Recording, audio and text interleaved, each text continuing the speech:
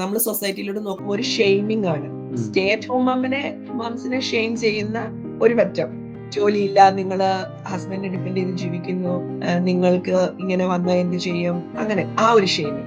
ഇവ സാൻഡ്വിച്ച് ആയിരുന്നു കൊണ്ടുകൊണ്ടിരുന്നത്. പക്ഷേ ഇടയ്ക്കെല്ലാം പറയും നമ്മുടെ ഫുഡ് സ്കൂളിൽ കൊണ്ടുപോകാം. ഞങ്ങൾക്കൊരു മടി ഉണ്ടായിരുന്നു എങ്ങനെ ചോറ് കൊടുത്ത് വിടുന്നതിന്. അതിന് എന്തെങ്കിലും ബർഗറോ അങ്ങനെ എന്തെങ്കിലും ഒക്കെ കോസ്റ്റ്കോന്നൊക്കെ വാങ്ങി ഉണ്ടാക്കി കൊടുത്തോണ്ട് നമുക്ക് ഏറ്റവും കംഫർട്ടബിൾ ആയിട്ടുള്ള ഭാഷയിൽ നമ്മൾ നമ്മുടെ പിള്ളേരോട് പറയുമ്പോ അവർക്ക് പകുതി മനസ്സിലാവുന്നില്ല, കോണ്ടെക്സ്റ്റ് കിട്ടുന്നില്ല. ആദ്യം മലയാളത്തിൽ പറയും, അവർക്ക് മനസ്സിലായില്ല, അവിടെ ഇംഗ്ലീഷിൽ പറയും, അപ്പൊ പെട്ടെന്ന് മനസ്സിലാവും. അടുത്തൊരു പാട്ട് എന്ന് പറഞ്ഞാൽ ഫുഡ് ഇപ്പൊ നമ്മള് കുക്ക് ചെയ്യുന്ന അവർ കഴിക്കുന്നതേ ഉള്ളൂ. പക്ഷെ അവര് വേറെ വേറെ ഫുഡ് കാണുമ്പോൾ അവർക്ക് ഇത് ചെയ്യാമോ അത് ചെയ്യാമോ. 1ാം ക്ലാസ്സിലായപ്പോ എന്റെ മൂത്ത മോൻ പറഞ്ഞു, എനിക്കിനി ഇഡ്ഡലി പുട്ടും ഒന്ന് സ്കൂളിൽ തന്നുവിടരുത്. പിന്നെ എന്ത് ഇഡ്ഡലി പുട്ടും അപ്പവും ഇതൊന്നും വേണ്ട, പിന്നെ അടുത്ത എന്തെന്നുള്ള ഒരു ക്വസ്റ്റ്യൻ ആണ്. അപ്പയും അമ്മയും കാനഡയിൽ വന്നത് കേരളം മോശമായിട്ടോ ഇന്ത്യ മോശമായിട്ടോ നമുക്ക് ജീവിക്കാൻ നിവൃത്തിയില്ലാഞ്ഞിട്ടോ അല്ല, പക്ഷെ വേറെ എക്സ്പീരിയൻസ് അനുഭവിക്കാൻ വേണ്ടി വന്നതാണ്. നമ്മളിപ്പം ഓണത്തിനൊക്കെ സാരി എടുത്തുകൊണ്ട് പോകുമ്പോൾ ആളുകൾ ക്യൂരിയോസിറ്റിയിൽ ചോദിക്കും, അതറിയാനുള്ള ആഗ്രഹം കൊണ്ട് ചോദിക്കുന്നത്, അല്ലാണ്ട് നമുക്ക് എന്ത് കൾച്ചറും ഇവിടെ എംബ്രേസ് ചെയ്യാം എന്നുള്ള ഒരു അഡ്വാൻറ്റേജ്. അപ്പൊ എന്റെ ഹസ്ബൻഡ് ഒക്കെ കൊണ്ടിടത്തോണ്ടാണ് വീട്ടിൽ കൂടെ നടക്കുന്നത്. ഇങ്ങനെയുള്ള സംസാരങ്ങൾ കുട്ടികളെ എങ്ങനെയാണ് അഫക്ട് ചെയ്യുന്നത്? അതിനെപ്പറ്റി ഒരു ബ്ലോഗ് ചെയ്തിട്ടുണ്ട്. ഞാനല്ല കേട്ടോ, ഞാനല്ല. ഇവിടെ ഇന്റർനാഷണൽ സ്റ്റുഡൻസിന്റെയും പിന്നെ ഇവിടെ PR ഉള്ളവരുടെയും സിറ്റിസൺസിന്റെ ആളുകൾ അവരിവിടെ വന്ന് സെറ്റിൽ ആയാലോ എന്നുള്ളൊരു പ്ലാൻ ഉണ്ട് പേരൻസിന് കുറച്ച് പേര്. അപ്പോൾ അവർ നോക്കുന്നു, നാട്ടിൽ ഇപ്പോൾ ഇഷ്ടംപോലെ വീഡിയോ വരുന്നുണ്ട്, നാട്ടിൽ കമ്മ്യൂണിറ്റി ലിവിങ് ഹോമുകൾ ഇവിടുന്ന് തന്നെ കുറേ ആളുകൾ വീട്ടിൽ നാട്ടിൽ പോയി സ്ഥലം മേടിച്ച് അവിടെ വീണ്ടും ഒരു സംവിധാനം തുടങ്ങി. എല്ലാരും ചിന്തിച്ചു തുടങ്ങിയിട്ടുണ്ട് എന്താണ് തീർച്ചയായിട്ടും ചിന്തിച്ചു തുടങ്ങിയിട്ടുണ്ട് എന്താണ് ചെയ്യേണ്ടത്. ഞങ്ങളും അങ്ങനെ ഡിസിഷൻ ഇല്ല. പ്രവാസികളെ പുനരധിവസിപ്പിക്കുന്ന ഒരു ബിസിനസ് ആവുമോ എന്ന് നമുക്ക് പറയാം.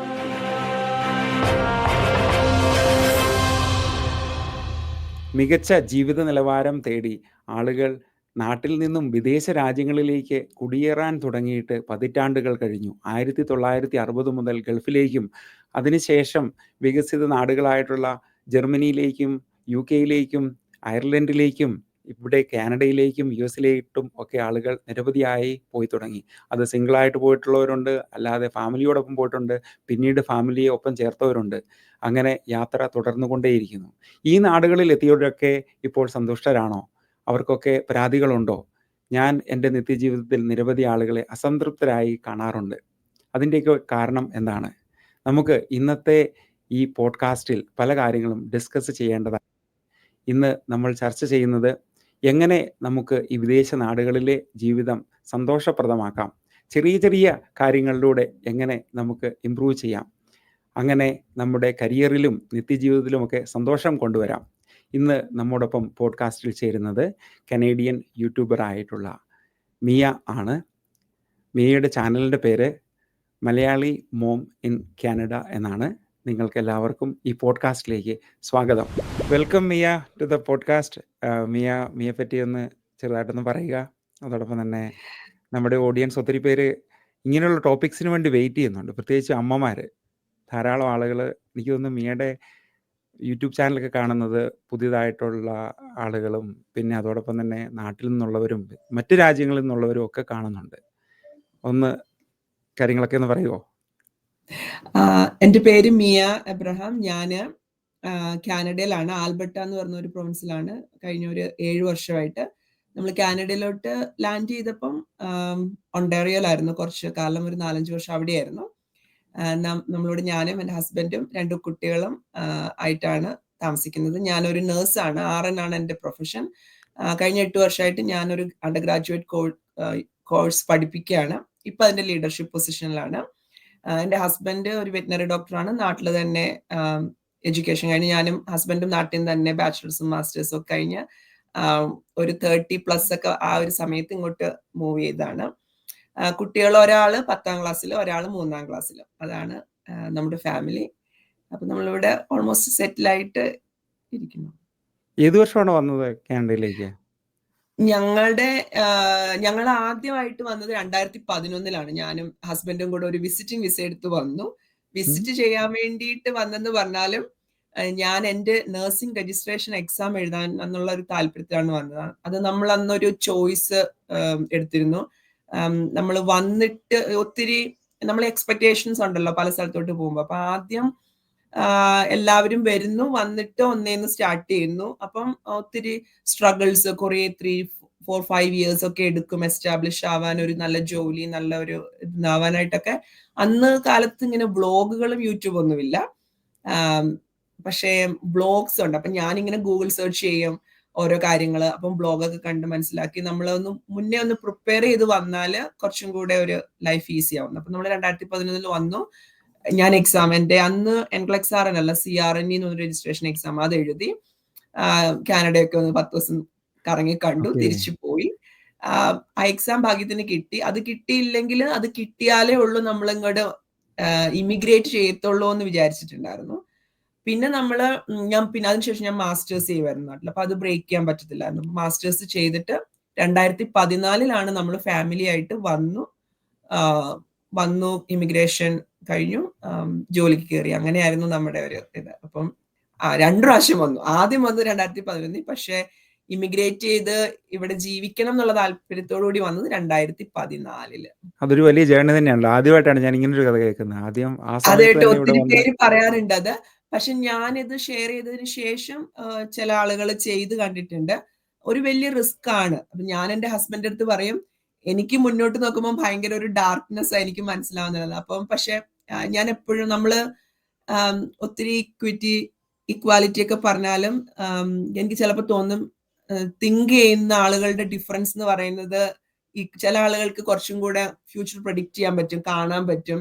എനിക്ക് ഇമ്മീഡിയറ്റ് ഫ്യൂച്ചറിലാണ് ഞാൻ കുറച്ചും കൂടെ നന്നായിട്ട് പെർഫോം ചെയ്യുന്നത്. പക്ഷെ എന്റെ ഹസ്ബൻഡ് കുറച്ചും കൂടെ ഫ്യൂച്ചറിസ്റ്റിക് ആയിട്ടുള്ള വ്യൂ ഉള്ള ആളാണ്. അന്ന് പക്ഷെ നമുക്ക് മണിയാണ് ഇതിൽ മാറ്റർ. നമ്മൾ ഈ കാശ് ഇതിനു വേണ്ടി സ്പെൻഡ് ചെയ്യാൻ റെഡി ആണോ ആവോ? ഈ വിസിറ്റിംഗ് വിസ, ടിക്കറ്റ്, 10 ദിവസം ഒരു വേറെ സ്ഥലത്ത് താമസിക്കുക, എക്സാം എഴുതുക, ആ ഒരു റിസ്ക്. ഞങ്ങളെ സംബന്ധിച്ച് നമ്മളൊരു മിഡിൽ ക്ലാസ് ഫാമിലിക്ക് അത്രയും ഒരു മണി സ്പെൻഡ് ചെയ്ത് ഒരു റിസ്ക് എടുക്കുക എന്നുള്ള ഒരു വലിയ റിസ്ക് ആയിരുന്നു. പക്ഷെ നമ്മൾ ആ ഒരു കൊളാബറേറ്റീവ് ആയിട്ട് എടുത്തു. അത് പക്ഷെ സക്സസ് ആയി. അപ്പം പിന്നെ നമുക്കത് പ്രൂവ് ആയി. അന്നും അതിനു മുമ്പോ നമ്മുടെ ഒപ്പം ഇമിഗ്രേറ്റ് ചെയ്ത ഒത്തിരി നഴ്സുമാരും ഡോക്ടേഴ്സും, എന്ത് പ്രൊഫഷൻ ആണേലും പ്രത്യേകിച്ച് പ്രൊഫഷണൽസ് ആയിട്ടുള്ളവർക്ക് ഈ സ്റ്റെപ്സ് ഒക്കെ ചെയ്ത് എത്താൻ ഒത്തിരി വർഷം എടുക്കും, സമയം എടുക്കും. അപ്പം അങ്ങനെ അതാ റിസ്ക് എടുക്കാൻ താല്പര്യമുള്ളവർക്ക് നല്ലൊരു ഐഡിയ ആണ്. മുന്നേ വന്ന് നമ്മുടെ വഴി ഒന്ന് വെട്ടിയിട്ടിട്ട് പിന്നെ തിരിച്ചു വരുമ്പോ നമുക്ക് എന്താ പറയാ, വെട്ടിയിട്ട വഴി കൂടെ പോവാന്ന് പറയില്ലേ, അങ്ങനെ. തീർച്ചയായിട്ടും. അപ്പോൾ എല്ലാ പ്രൊവിൻസുകളും പോയി സന്ദർശിച്ചിട്ടുണ്ട് ആ സമയത്ത് വന്നപ്പോ? ഇല്ലില്ല, ഞങ്ങൾ യങ് കപ്പിൾസ് ആണ് ആ സമയത്ത്. നമുക്ക് അത്രയ്ക്കും ധൈര്യമൊന്നും ഇല്ല. നമ്മൾ അങ്ങോട്ടും ഇങ്ങോട്ടും ഉള്ള ധൈര്യത്തിൽ ഇങ്ങോട്ട് പോരണാണ്. ഇല്ല, നമ്മള് അന്ന് ഒണ്ടേറിയയിലാണ് വന്നത്, അവിടെ ഫുൾ പോയി, അങ്ങനെ പോയുള്ളൂ. Okay.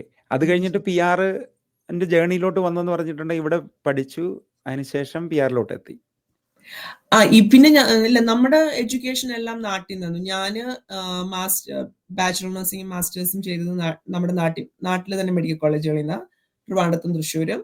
Husband bachelor veterinary doctor. അപ്പം മണ്ണൂത്തി വെറ്റിനറി കോളേജിലും പിന്നെ നാഷണൽ ഡയറി ഇൻസ്റ്റിറ്റ്യൂട്ടിലും അവിടുന്ന് മാസ്റ്റേഴ്സ് കഴിഞ്ഞത്. അപ്പൊ നമ്മുടെ എഡ്യൂക്കേഷൻ എല്ലാം നമ്മൾ നാട്ടിൽ നിന്ന് തന്നെയാണ് ചെയ്തത്. അത് ചെയ്തുകൊണ്ടിരിക്കുന്ന സമയത്ത് ഇങ്ങനെ ഇവിടെ വന്ന് എപ്പോഴും എഡ്യൂക്കേഷൻ നമ്മുടെ കരിയറിനെ അഡ്വാൻസ് ചെയ്യുമെന്ന് നമുക്കറിയാം. അല്ലാണ്ട് അറിയാണ്ട് ചെയ്യുന്നതല്ല, അറിഞ്ഞിട്ട് തന്നെ ചെയ്തതാണ്. ഇവിടെ വന്നിട്ട് പിന്നെ പഠിക്കുകയല്ല. ഞാൻ വന്ന ഉടനെ തന്നെ ഞങ്ങളൊരു മാർച്ചിലാണ് വന്നത്. ആ മെയിൽ തന്നെ ഞാൻ ജോലി കിട്ടി. ഞാൻ അവിടെ ഒണ്ടേരിയയിൽ ഒരു എമർജൻസി നേഴ്സായിട്ടാണ് ആദ്യമായിട്ട് ജോലിക്ക് കയറിയത്. ഹസ്ബൻഡ് രജിസ്ട്രേഷൻ, അവർക്ക് ഒത്തിരി സ്റ്റെപ്പുകളുണ്ട്, ഈ സർജറി, മെഡിസിൻ, അങ്ങനെ കുറേ സ്റ്റെപ്പുകൾ ഉണ്ടായിരുന്നു. ഒരു 3 വർഷത്തോളം എടുത്തു രജിസ്ട്രേഷൻ, വെറ്റിനറി ഡോക്ടറായിട്ട് നോർത്ത് അമേരിക്കയിൽ രജിസ്ട്രേഷൻ കിട്ടാനായിട്ട്. അപ്പൊ ആ ഒരു 3 വർഷം നമുക്കും സ്ട്രഗിളിന്റെ. പക്ഷെ രണ്ടുപേർക്കും നമ്മളിപ്പോ എത്ര പറഞ്ഞാലും ജോലി, ഒരു നല്ല ശമ്പളമുള്ള ഒരു ജോലി ഇമ്പോർട്ടന്റ് ആണ്. നമ്മുടെ ആ ഒരു പെർസ്പെക്റ്റീവും പോസിറ്റിവിറ്റിക്കും ഒക്കെ. ഞാൻ എപ്പോഴും പറയും, എന്റെ വീട്ടിലും പിള്ളേരോടൊക്കെ പറയും, മണിയെ എല്ലാരും ഒരു നെഗറ്റീവ് കൊണോട്ടേഷൻ ആണ്. മണി കാശില്ലേലും കുഴപ്പമില്ല, അങ്ങനെ ഒത്തിരി നമ്മൾ കേട്ടിട്ടുണ്ട് ചെറുത്. അല്ലെങ്കിൽ കാശുള്ളവരെന്തോ തെറ്റ് ചെയ്തവരാണ്, എനിക്കറിയില്ല ഓരോരുത്തരുടെ അവർക്ക് അങ്ങനെയുണ്ട്, അങ്ങനെയൊക്കെ. പക്ഷെ നമ്മളപ്പോ കാശ് ഉണ്ടാക്കുക എന്ന് പറഞ്ഞ എന്തോ ഒരു തെറ്റാണെന്നുള്ളൊരു ധാരണയുള്ള ഒരു സോഷ്യൽ സെറ്റപ്പിൽ ഉണ്ടായിരുന്നു. എല്ലാവർക്കും അങ്ങനെ റിലേറ്റ് ചെയ്യാൻ പറ്റുമെന്ന് എനിക്ക് അറിയില്ല കേട്ടോ, ഞാൻ പറയാം. പക്ഷെ നമ്മൾ പിന്നെ ലൈഫിൽ മനസ്സിലാക്കണം നമുക്ക് നല്ല ശമ്പളമുള്ള ഒരു ജോലി വേണം, എന്നാലേ ഉള്ളൂ നമുക്ക് പോസിറ്റീവായിട്ട് എന്തിനേയും ഒന്ന് കാണാൻ പറ്റുള്ളൂ. ഇപ്പൊ ഞങ്ങൾ അങ്ങോട്ടും ഇങ്ങോട്ടും ഈ പറഞ്ഞ പോലെ എനിക്ക് അപ്പൊ ജോലി ഉണ്ടായിരുന്നതുകൊണ്ട് തോമസിന് ആ ഒരു 3 വർഷം രജിസ്ട്രേഷനൊക്കെ സമയം എടുത്തു. അതിപ്പോഴും ഞാനിപ്പോ പറയണ ഒരു 10 വർഷം മുമ്പത്തെ കാര്യമാണ്. പക്ഷെ ഇന്നും ഇമിഗ്രേറ്റ് ചെയ്ത് വരുന്നവർ നേരിടുന്ന ഒരു പ്രശ്നമായിട്ടാണ് എല്ലാവരും പറയുക. പക്ഷെ എന്നെ സംബന്ധിച്ച് അതൊരു പ്രശ്നമല്ല, അതൊരു എക്സ്പെക്ടേഷൻ ആണ്. നമ്മുടെ ഡിഗ്രി, നമ്മുടെ ഇന്ത്യയിലെയോ അല്ലെങ്കിൽ ഏതൊരു രാജ്യത്തെയും ഡിഗ്രി നമ്മൾ ചെല്ലുന്ന രാജ്യത്തെ ഡിഗ്രി ആയിട്ട് എന്താ പറയുക ഈക്വലൈസ് ചെയ്യുന്ന ഒരു പ്രോസസ്സാണ്. അതൊരു തെറ്റല്ല. ഇപ്പം അതെല്ലായിടത്തും ഉണ്ട്. ഇപ്പൊ നമ്മള് വേറൊരു രാജ്യത്ത് ജനിച്ചിരുന്നെങ്കിലും അങ്ങനെ വരുമല്ലോ. ഞാൻ എസ്പെഷ്യലി ഇപ്പൊ എഡ്യൂക്കേഷനിലായതുകൊണ്ട് എനിക്കറിയാം, നമ്മൾ ആപ്ലിക്കേഷൻസ് ഒക്കെ കൈകാര്യം ചെയ്യുമ്പോൾ ഇന്ന സ്ഥലത്ത് പഠിച്ചു വന്ന ആളുടെ ഇവിടെ ഈക്വലൈസ് ചെയ്യണം. ആ ഒരു എക്സ്പെക്ടേഷൻ, ആ ഒരു പ്രോസസ്സ് നമ്മൾ അറിഞ്ഞിരിക്കണം. അതൊരു ഒരു തെറ്റായിട്ടുള്ള കാര്യമല്ല. അപ്പൊ അത് നമുക്കറിയായിരുന്നു അങ്ങനെ ഒരു സമയം വേണ്ടി വരും എന്നുള്ളത്. അതുകൊണ്ട് നമ്മൾ പ്രിപ്പയർഡ് ആയിരുന്നു. അപ്പം പിന്നെ ഒരു 2017-18 ആ സമയത്തോട് ഞങ്ങൾ ഇങ്ങോട്ട് മൂവ് ചെയ്തു. തോമസ് ഇങ്ങോട്ട് ആൽബർട്ടയ്ക്ക് മൂവ് ചെയ്തു. രജിസ്ട്രേഷൻ ഒക്കെ ആയതിനു ശേഷം ഇവിടെ ഫെഡറൽ ഗവൺമെന്റിൽ ഒരു വെറ്റായിട്ടാണ് വർക്ക് ചെയ്യുന്നത്. കുട്ടികളൊക്കെ അവര് പ്രായമൊക്കെ എന്തായി? ഞങ്ങൾ വരുമ്പം മൂത്ത ആൾക്ക് 3 വയസ്സ് ആയിട്ടാണ്, ആ പ്രായത്തിലാണ് ഇവിടെ എത്തുന്നത്. രണ്ടാമത്തെ ആൾ ഇവിടെ ഓണ്ടേരിയയിൽ ഉണ്ടായിരുന്നപ്പോഴാണ്. അപ്പം ഒരാള് 8 വയസ്സ് കഴിഞ്ഞു, ഒരാള് 15 വയസ്സ് കഴിഞ്ഞു. ഓക്കെ, ഞങ്ങളുടെ സ്റ്റോറി അതുപോലൊക്കെ തന്നെയാണ്. പക്ഷെ 2018-ലാണ് 2017-ലാണ് ഞങ്ങൾ വരുന്നത്. പിന്നെ എൻ്റെ ഏറ്റവും ഇളയ മോന് ആണ് ഇവിടെ ഉണ്ടായത്. ബാക്കി രണ്ടുപേരും ഞങ്ങൾ ഡൽഹിയിലായിരുന്നു. ഇപ്പൊ മിയ പറഞ്ഞ പോലെ തന്നെയാണ് ഇമിഗ്രേഷൻ പ്രോസസ്സ്. ശരിക്കും പറഞ്ഞാൽ ഞങ്ങൾ 2013-ലാണ് സ്റ്റാർട്ട് ചെയ്യുന്നത്. പിന്നെ 4 വർഷം എടുത്തു അവിടുന്ന് PR കിട്ടാൻ വേണ്ടി. ആ സമയത്ത് ഇതുപോലെ തന്നെ കുറെ വ്ളോഗ്സും ബുക്സ് വായിക്കാറുണ്ട്. ഞാൻ ബുക്സ് വായിക്കുമായിരുന്നു കുറെ കൾച്ചർ അറിയാൻ വേണ്ടി തന്നെ. അത് കഴിഞ്ഞാണല്ലോ യൂട്യൂബൊക്കെ പിന്നീടാണല്ലോ വന്നിരിക്കുന്നത്. അതെ, പിന്നെ ഇവിടെ വന്ന് സമയം എടുത്തു. എന്റെ വൈഫ് നേഴ്സാട്ടോ, നേഴ്സാണ്. ആദ്യം ഇവിടെ വന്നു. സ്റ്റാർട്ടിങ്ങിൽ ആദ്യം കുറെ കോഴ്സുകളും കാര്യങ്ങളൊക്കെ ചെയ്തു. പിന്നെ നാട്ടിൽ നിന്നുള്ള അസസ്മെന്റും ക്രെഡൻഷ്യലിങ്ങും കാര്യങ്ങളൊക്കെ ചെയ്തു. ഇപ്പോൾ ആറിനായിട്ട് വർക്ക് ചെയ്യുന്നു. ടൈം എടുക്കും എല്ലാവരും. ഞങ്ങൾക്ക് ആ ടൈം ഒരു ടൈം എടുക്കുന്നല്ലോ എന്ന് വന്നിട്ട് ഐഡന്റിഫൈ ചെയ്യുന്നതിനേക്കാളിലും മുമ്പ് ആ പ്രോസസ്സ് അറിഞ്ഞ്. ഇപ്പൊ നമ്മൾ 4 വർഷം വേണം ഒരു ബാച്ചിലർ നഴ്സിംഗ് കിട്ടാൻ. നമ്മൾ ജോയിൻ ചെയ്ത് ഫസ്റ്റ് ഇയർ തന്നെ നമുക്ക് ഡിഗ്രി കിട്ടിയില്ല എന്ന് പറയുന്ന പോലെയാണ് ഞാൻ അതിനെ കാണുന്നത്. ഞങ്ങളും 2008-ലാണ് ഞങ്ങൾ ഇമിഗ്രേഷൻ സ്റ്റാർട്ട് ചെയ്യുന്നത്. 2011 നമുക്ക് ഇമിഗ്രേഷൻ അപ്പോഴും PR ആയിട്ടില്ല. പക്ഷെ ഞങ്ങൾ ആ റിസ്ക് എടുത്ത് വന്ന് എക്സാം ഒക്കെ എഴുതി പോയി. നമ്മൾ മാനിഫെസ്റ്റേഷൻ ഉള്ളു, നമുക്ക് അറിയാം ഇത് കിട്ടും. കിട്ടുന്ന സമയത്ത് നമ്മൾ റെഡി ആയിരിക്കണം. അതാണ് ഒരു ഫിലോസഫി ഉണ്ടായിരുന്നത്. ഓക്കെ, അപ്പോൾ നമുക്ക് ഇപ്പോൾ കരിയറിന്റെ കുറെ കാര്യങ്ങളൊക്കെ പറഞ്ഞു. ഇനിയിപ്പം മിയയ്ക്കൊരു യൂട്യൂബ് ചാനലുണ്ട്, അതായത് മലയാളി മോം ഇൻ കാനഡ. അത് നിങ്ങൾ നോക്കുവാണെങ്കിൽ ഇഷ്ടംപോലെ ഇൻഫർമേഷൻ. അതിൻ്റെ ഒരു പാഷൻ എന്താണ്? അതിൻ്റെ അകത്ത് ഞാൻ വീഡിയോസൊക്കെ കാണാറുണ്ട്. ഞാനൊരു 2-3 വർഷമായിട്ട് ഫോളോ ചെയ്യുന്നതാണ്. അപ്പോൾ അതിൽ പല കാര്യങ്ങളും, സിറ്റ് ഡൗൺ ടോക്സ് ഉണ്ട്, പിന്നെ ഡെയിലി റൊട്ടീൻസ് ഉണ്ട്.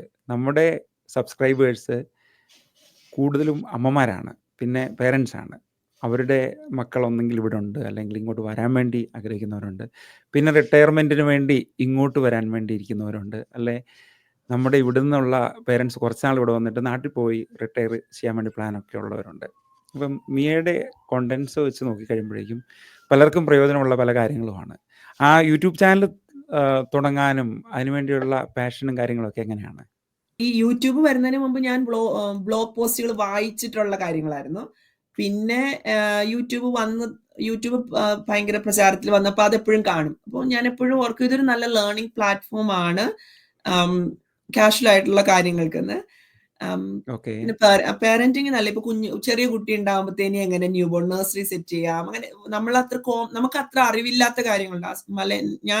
നമ്മൾ നാട്ടിൻപുറത്ത് ജനിച്ചു വളർന്നു. പിന്നെ എന്റെ സ്റ്റോറി എന്ന് പറഞ്ഞാൽ ഞാൻ കാനഡയ്ക്ക് വരുന്നതിന് മുമ്പ് 2006 തൊട്ട് ആ ഒരു 11 വരെയുള്ള സമയത്ത് ഞാൻ അയർലൻഡിലായിരുന്നു. അപ്പൊ എന്റെ ഒരു കൾച്ചറൽ ആ ഒരു കോൺഫ്ലിക്റ്റ് ഒക്കെ ഓൾറെഡി അവിടുന്ന് കഴിഞ്ഞു. പക്ഷെ അവിടെ ചെല്ലുമ്പോഴാണ് നമ്മൾ അറിയാത്ത ഒത്തിരി കാര്യങ്ങളുണ്ട്. അപ്പൊ അങ്ങനെ യൂട്യൂബ് കണ്ടു തുടങ്ങിയപ്പോ എനിക്ക് മനസ്സിലായത് അധികം വർക്കിംഗ് മദേഴ്സിനെ റെപ്രസെന്റ് ചെയ്യുന്ന അധികം യൂട്യൂബ് ചാനൽസ് മലയാളത്തിൽ ഞാൻ കണ്ടിട്ടില്ല. ഇപ്പം 1-2 ഉണ്ടെന്ന് തോന്നുന്നു. അതായത് ഫുൾ ടൈം വർക്ക് ചെയ്യുന്ന, പക്ഷെ അങ്ങനത്തെ അമ്മമാരുണ്ട്. ഒരു 20-30% ഒക്കെ ഉള്ളെന്ന് തോന്നുന്നു. എനിക്കറിയില്ല അതിൽ കൂടുതൽ വർക്കിംഗ് മദേഴ്സ് ഉണ്ടോ മലയാളി കമ്മ്യൂണിറ്റിയിൽ. പക്ഷെ അങ്ങനെ അതൊരു ഹ്യൂജ് പോപ്പുലേഷനാ. അപ്പൊ എക്സാക്ട്ലി എങ്ങനെയാണ് അവരുടെ ലൈഫ് എന്ന് കാണുന്ന വീഡിയോസ് കണ്ടിട്ടില്ല. അപ്പോഴാണ് കോവിഡ് വന്നത്. ഓക്കെ. അപ്പൊ നമുക്ക് കുറച്ചും കൂടെ സമയം കിട്ടി ഇതൊക്കെ എന്താണെന്നൊന്ന് എക്സ്പ്ലോർ ചെയ്യാൻ. അപ്പൊ എനിക്ക് തോന്നി ഇത് ചിലപ്പം അന്ന് ഞാനിങ്ങനെ എന്താ പറയാ, ഒരു 1000 സബ്സ്ക്രൈബേഴ്സ് പോലും കിട്ടുമെന്ന് വിചാരിച്ചിട്ടല്ല. പക്ഷെ കുറച്ച് പേരുമായിട്ട് കമ്മ്യൂണിക്കേറ്റ് ചെയ്യാം എന്നുള്ള ഒരു ഇതിൽ സ്റ്റാർട്ട് ചെയ്തതാണ്. ആ ഒരു വർക്കിംഗ് മദേഴ്സിന്റെ ലൈഫും പിന്നെ എന്റെ ആ ഒരു പെർസ്പെക്റ്റീവ്സ് ഒക്കെ ഒന്ന് ഷെയർ ചെയ്യാന്ന് വെച്ചു. ഹോസ്പിറ്റലിൽ നിന്ന് കുഞ്ഞിനെ കൊണ്ടുവരുന്നത് പോലെ ഒരു കൾച്ചറൽ ഡിഫറൻസാ. കുഞ്ഞിനെ മറ്റേ എന്താ പറയാ കാർ സീറ്റിൽ കൊണ്ടുവരണം. അപ്പൊ അതൊക്കെ ലേണിംഗ് ആണ്. അപ്പൊ അങ്ങനെ ഞാൻ അതിനൊക്കെ ലേൺ ചെയ്യാൻ യൂട്യൂബ് യൂസ് ചെയ്തു. അപ്പൊ എനിക്ക് തോന്നി ഈ പറഞ്ഞ പോലെ നമുക്ക് എന്താ പറയാ റിയലിസ്റ്റിക് ആയിട്ടുള്ളത് ഷെയർ ചെയ്യാം. എല്ലാം ഒരു സ്ട്രഗിൾ പോലെയാണ് വർക്കിംഗ് മദറിന്റെ ലൈഫ് ചിലപ്പം പോർട്രേഡ് ആവുന്നത് അല്ലെ. ഞാൻ അങ്ങനെ ഇപ്പോഴും കാണാറുണ്ട്. കുഞ്ഞുങ്ങളെ മിസ് ചെയ്യുന്നു, കുഞ്ഞുങ്ങളെ ഇവിടെ വളർച്ച കാണുന്നില്ല. തീരെ പൊടിക്കുഞ്ഞുങ്ങളാവുമ്പോൾ ജോലിക്ക് പോകുന്നത് ഒരു ബുദ്ധിമുട്ടുണ്ട്. കാരണം നമ്മള് ബ്രസ്റ്റ് ഫീഡിങ്ങും കുഞ്ഞുങ്ങളെ നോക്കാൻ ആളില്ലായ്മയും. പക്ഷെ കാനഡയിലെ ഒരു ബ്ലെസ്സിംഗ് എന്ന് പറഞ്ഞാൽ 1.5 years മെറ്റേണിറ്റി ലീവ് എന്ന് പറഞ്ഞൊരു കാര്യമുണ്ട്. പിന്നെ നമുക്ക് ലോസ് ഓഫ് പേയില് എടുക്കാം. അത് കഴിഞ്ഞ് ഇവര് 3-4 വയസ്സൊക്കെ ആകുമ്പോൾ കുഞ്ഞുങ്ങൾ സ്കൂളിൽ പോകും. അപ്പൊ ഇനി വൈകുന്നേരം വരെ നമ്മുടെ ഒരു പൊട്ടൻഷ്യൽ ഉണ്ടല്ലോ, ഒരു ആസ് എ ഹ്യൂമൻ ബീയിങ് നമുക്ക് ഒത്തിരി പൊട്ടൻഷ്യൽസ് ഉണ്ട്. അത് നമ്മള് യൂസ് ചെയ്യണം. അപ്പൊ എനിക്ക് തോന്നി കുറച്ച് പേരെങ്കിലും ഇൻഫ്ലുവൻസ് ചെയ്യാൻ പറ്റുന്ന. അതെനിക്ക് തോന്നുന്നത് വളരെ കുറച്ചാണെങ്കിലും ആൾക്കാർ റീച്ച് ഔട്ട് ചെയ്യാറുണ്ട്. കുഞ്ഞുങ്ങളൊക്കെ വലുതായി, ചേച്ചി സ്കൂളിലൊക്കെ പോകാൻ തുടങ്ങി, ഇപ്പൊ ജോലിക്ക് പോകാൻ തുടങ്ങി, എനിക്ക് ഭയങ്കര ഒരു സെൽഫ് എസ്റ്റീം തോന്നുന്നുണ്ട് എന്നൊക്കെ ഉള്ള രീതിയിൽ അതായിരുന്നു എന്റെ ഉദ്ദേശം. അത് ഓക്കെ. അതൊരു വലിയ മിഷനായിട്ട് തന്നെയാണ് എനിക്ക് തോന്നുന്നത്. ഇപ്പൊ എനിക്ക് കേട്ടപ്പോഴേക്കും അതിന്റെ സ്റ്റാറ്റും പറഞ്ഞപ്പോഴേക്കും 30% ആളുകളേ ഉള്ളൂ നമ്മൾ മലയാളികൾ അധികം വർക്ക് ചെയ്യാൻ പോകുന്നുള്ളൂ എന്ന് പറയുന്നു. പിന്നെ ഇനിയാണെങ്കിൽ ഇപ്പോൾ പഠിച്ചുകൊണ്ടിരിക്കുന്ന കുട്ടികളാണേലും പ്രത്യേകിച്ചും പെൺകുട്ടികൾ, അവർക്ക് നല്ല പഠിത്തമുണ്ട്.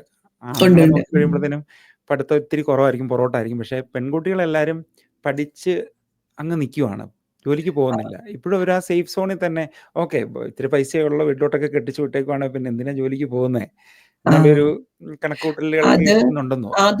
അത് മാറും. ഞാൻ കഴിഞ്ഞ ദിവസം ഒരു വീഡിയോ ചെയ്തിട്ടുണ്ടായിരുന്നു. അത് മാറും. നമ്മളൊരു ട്രാൻസിഷൻ സ്റ്റേജിലാ. കാരണം ബിജു ശ്രദ്ധിച്ചിട്ടുണ്ടോന്ന് അറിയത്തില്ല, നമ്മൾ സൊസൈറ്റിയിലോട്ട് നോക്കുമ്പോൾ ഒരു ഷെയ്മിങ് ആണ്. സ്റ്റേ അറ്റ് ഹോം മംസിനെ ഷെയിം ചെയ്യുന്ന ഒരു പറ്റം. അതായത് ജോലിയില്ല, നിങ്ങള് ഹസ്ബൻഡിനെ ഡിപ്പെൻഡ് ചെയ്ത് ജീവിക്കുന്നു, നിങ്ങൾക്ക് ഇങ്ങനെ വന്നാൽ എന്ത് ചെയ്യും, അങ്ങനെ ആ ഒരു ഷെയ്മിങ്. അതേസമയം വർക്കിംഗ് മദേഴ്സിനെ ഷെയിം ചെയ്യുന്ന വേറൊരു കൾച്ചറുണ്ട്. അതായത് കഷ്ടം അവരുടെ ജീവിതം, അവർക്ക് 2 ഫുൾ ടൈം ജോബ് പോലെയാണ്, വീട്ടിലെ പണികളെല്ലാം ചെയ്യണം, കുഞ്ഞുങ്ങളെ നോക്കണം, ജോലിക്ക് പോകണം, എന്തൊരു ദുരിതം. അപ്പം അതും ഒരു ഷെയിം. അത് മനുഷ്യന് എനിക്ക് തോന്നുന്നത് നമ്മൾ നിൽക്കുന്നത് നല്ലതാണെന്ന് കാണിക്കുന്നത് മറ്റൊരു കാറ്റഗറിയെ ഷെയിം ചെയ്തുകൊണ്ടാണ്.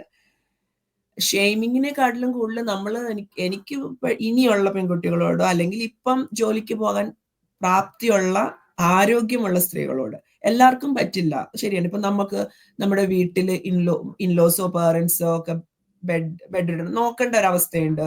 കുഞ്ഞുങ്ങള് ഡിസേബിൾഡ് ആയിട്ടുള്ള കുഞ്ഞു പിള്ളേര്, അപ്പൊ അങ്ങനെയൊക്കെ ഉള്ള പല പല ഫാമിലി സാഹചര്യങ്ങളിൽ ജോലിക്ക് പോകാൻ പറ്റാത്തവരുണ്ടാവും. പക്ഷെ ജോലിക്ക് പോവാത്തത് ഞാൻ ഒരാളെ ഡിപ്പെൻഡ് ചെയ്യാനായിട്ട് എനിക്ക് പറ്റും.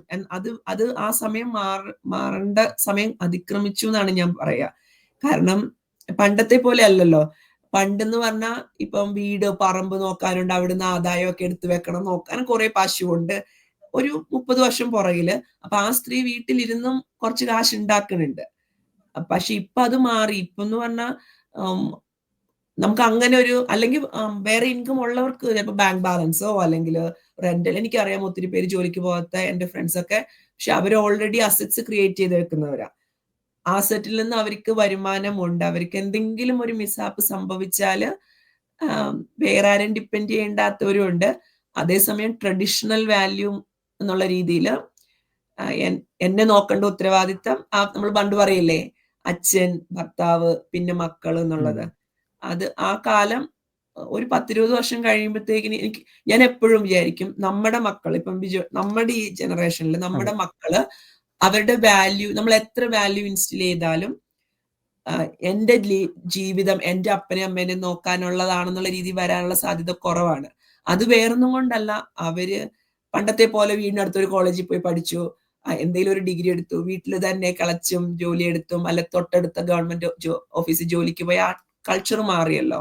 അപ്പൊ അതെ. നമ്മളത് അതിനുവേണ്ടി പ്രിപ്പയർഡ് ആയിരിക്കണം. നമ്മളിപ്പോ ജോലി എടുക്കുമ്പോൾ നമ്മൾ റിട്ടയർമെന്റ്, നമ്മൾ പറയില്ലേ കുഞ്ഞുങ്ങൾ സ്കൂളിൽ കോളേജ് യൂണിവേഴ്സിറ്റി പോകുന്നുള്ള ഉറപ്പുള്ള കാര്യമല്ല. അവർക്കിപ്പം അവര് പഠിച്ചാലല്ലേ പോവുള്ളൂ. പക്ഷെ നമ്മള് വയസ്സാവോ റിട്ടയർ ചെയ്യുകയും ചെയ്യുന്നുള്ള ഉറപ്പുള്ള കാര്യമാണ്. അപ്പൊ നമ്മൾ നമുക്ക് വേണ്ടിയിട്ട് കരുതി വെക്കണം. അതൊരു കനേഡിയൻ കൾച്ചറൽ ഡിഫറൻസ് എന്ന് ഞാൻ പറയില്ല. എനിക്ക് തോന്നുന്നു നാട്ടിലും ആ കൾച്ചറൽ ഡിഫറൻസ് വന്നു തുടങ്ങിയിട്ടുണ്ട്. ഓക്കെ. നമ്മുടെ കുട്ടികൾ ഇവിടെ വളരുന്നു. നമ്മൾ ഒത്തിരി നൊസ്റ്റാൾജിയയിൽ ഇങ്ങനെ ജീവിക്കുന്ന ഒരു ജനറേഷൻ, പ്രത്യേകിച്ചും ഫസ്റ്റ് ജനറേഷൻ മലയാളീസ് എന്ന് പറയുമ്പോഴേക്കും എൻ്റെ നോക്കിക്കഴിയുമ്പോഴേക്കും ഞാൻ മാത്രമേ ഉള്ളൂ കാനഡയുള്ളൂ. എൻ്റെ റിലേറ്റീവ്സ് ഒന്നും ഇവിടെ കാനഡയിലൊന്നുമില്ല. അപ്പോൾ ഞാൻ ഫസ്റ്റ് ജനറേഷൻ അല്ല. ഇപ്പം നമ്മുടെ ഇവിടെ ചൈനീസിനെ നോക്കിക്കഴിയുമ്പോഴോ അല്ലെ ബ്ലാക്സിനെ നോക്കിക്കഴിയുമ്പോഴോ അവരൊക്കെ എന്ന് പറയുമ്പോഴേക്കും അവർ തേർഡ് ജനറേഷനിലും ഫോർത്ത് ജനറേഷനിലും ഉള്ളവരൊക്കെയാണ് കനഡിയൻസ് എന്ന് പറയുന്നത്. അപ്പം നമുക്ക് എപ്പോഴും നമ്മുടെ നാടാണ്, അല്ലെങ്കിൽ നാട്ടിൽ പോകണം, നാട്ടിൽ പോയി പിന്നീട് സെറ്റിൽ ആവണം, അങ്ങനെയുള്ളൊരു കണക്കുകൂട്ടലിരിക്കുന്നു. നമ്മുടെ കുട്ടികളുടെ കാര്യത്തിലോട്ട് വരുമ്പോൾ എന്തായിരിക്കും അവരുടെ ആ കൾച്ചറൽ ഇന്റഗ്രേഷൻ എങ്ങനെയാണ് നടക്കുന്നത് അവിടെ? ഇത് ശരിക്കും ഒരു ഭയങ്കര ഇമ്പോർട്ടന്റ് ക്വസ്റ്റ്യൻ. അത് നമ്മൾ മലയാളികൾ മാത്രമല്ല കേട്ടോ, എല്ലാ ന്യൂ കമർ എത്നിസിറ്റിയിലുള്ളവരും ചോദിക്കുന്നത്. ഞാൻ ഈ കഴിഞ്ഞ ദിവസം ഒരു ബ്ലാക്ക് ആഫ്രിക്കൻ കനേഡിയൻ ഒരു റിസർച്ച് പ്രസന്റേഷൻ ഇരിക്കുമായിരുന്നു. അപ്പൊ ആ കുട്ടിയുടെ റിസർച്ച് സ്റ്റഡി തന്നെ ഒരു PhDക്ക് വേണ്ടി സ്റ്റഡി ചെയ്തതാ, സ്ത്രീകളുടെ mental health issues new immigrant ആയിട്ട് വന്നു കഴിയുമ്പോൾ കുട്ടികളെ വളർത്തുന്ന കാര്യത്തില്. അങ്ങനെ ഒരു ഇതായിരുന്നു. മെന്റൽ ഹെൽത്ത് എന്ന് പറയുമ്പോൾ നമ്മള് ഇപ്പോഴത്തെ ഒരു കോണ്ടെക്സ്റ്റ് എല്ലാവർക്കും അറിയാലോ, മെന്റൽ ഹെൽത്ത് ഭ്രാന്ത് വട്ട് അങ്ങനെയല്ല. മെന്റൽ ഹെൽത്ത് നമ്മുടെ ഒരു മെന്റൽ വെൽബീയിങ്, ആ ഒരു ആസ്പെക്റ്റില്. അപ്പം ഞാനും തോമസും എപ്പോഴും പറയും കേട്ടോ, നമ്മൾ കേരളത്തിൽ നിന്ന് പോകുന്നു എന്നാൽ കാനഡയിലോട്ട് എത്തിയിട്ടുമില്ല. അതാണ് നമ്മുടെ ഒരവസ്ഥ. മലയാളം പറയാനാണ് എനിക്ക് ഏറ്റവും കംഫർട്ടബിൾ ആയിട്ട് പറയാൻ പറ്റുന്നത്. നമ്മുടെ ഇന്ത്യൻ ഫുഡാണ് കഴിക്കാൻ ഏറ്റവും സുഖം. അപ്പൊ അത് മാറി മറ്റെല്ലാം ട്രൈ ചെയ്യുന്നുണ്ട്. നമ്മളിപ്പോ നമ്മുടെ പഠിപ്പിക്കുന്നത് ഇംഗ്ലീഷിലാണ്, നമ്മുടെ എല്ലാ കാര്യങ്ങളും ഇംഗ്ലീഷിലാണേലും നമുക്ക് ഏറ്റവും സുഖം ഇങ്ങനെ പഴഞ്ചൊല്ലൊക്കെ പറഞ്ഞ് മലയാളം അത് പറയാനാ. പിള്ളേർക്ക് പക്ഷെ ആ കംഫർട്ട് ഇല്ല. അപ്പൊ എന്നെ സംബന്ധിച്ച് പക്ഷെ പല പിള്ളേർ പലതരത്തില്, ചില കുഞ്ഞുങ്ങൾ നല്ലോണം മലയാളം പറയുന്നവരുണ്ട്, ചില കുഞ്ഞുങ്ങൾ മലയാളം പറയാൻ ബുദ്ധിമുട്ടുന്നുണ്ട്. അപ്പൊ അതും പാരന്റ്സിനെ കുറ്റം പറയാൻ പറ്റില്ല. അത് ഞാൻ ഉറപ്പായിട്ട് പറയണം. ഞാനും എന്റെ ഹസ്ബൻഡ് ഞങ്ങൾ മലയാളമാണ് ഇവിടെ ഫുൾ സംസാരിക്കുക. പക്ഷെ എന്റെ കുഞ്ഞുങ്ങൾക്ക് രണ്ടുപേർക്കും ലാംഗ്വേജ് പ്രോസസ്സിംഗ് ഇഷ്യൂസ് ഉണ്ട്.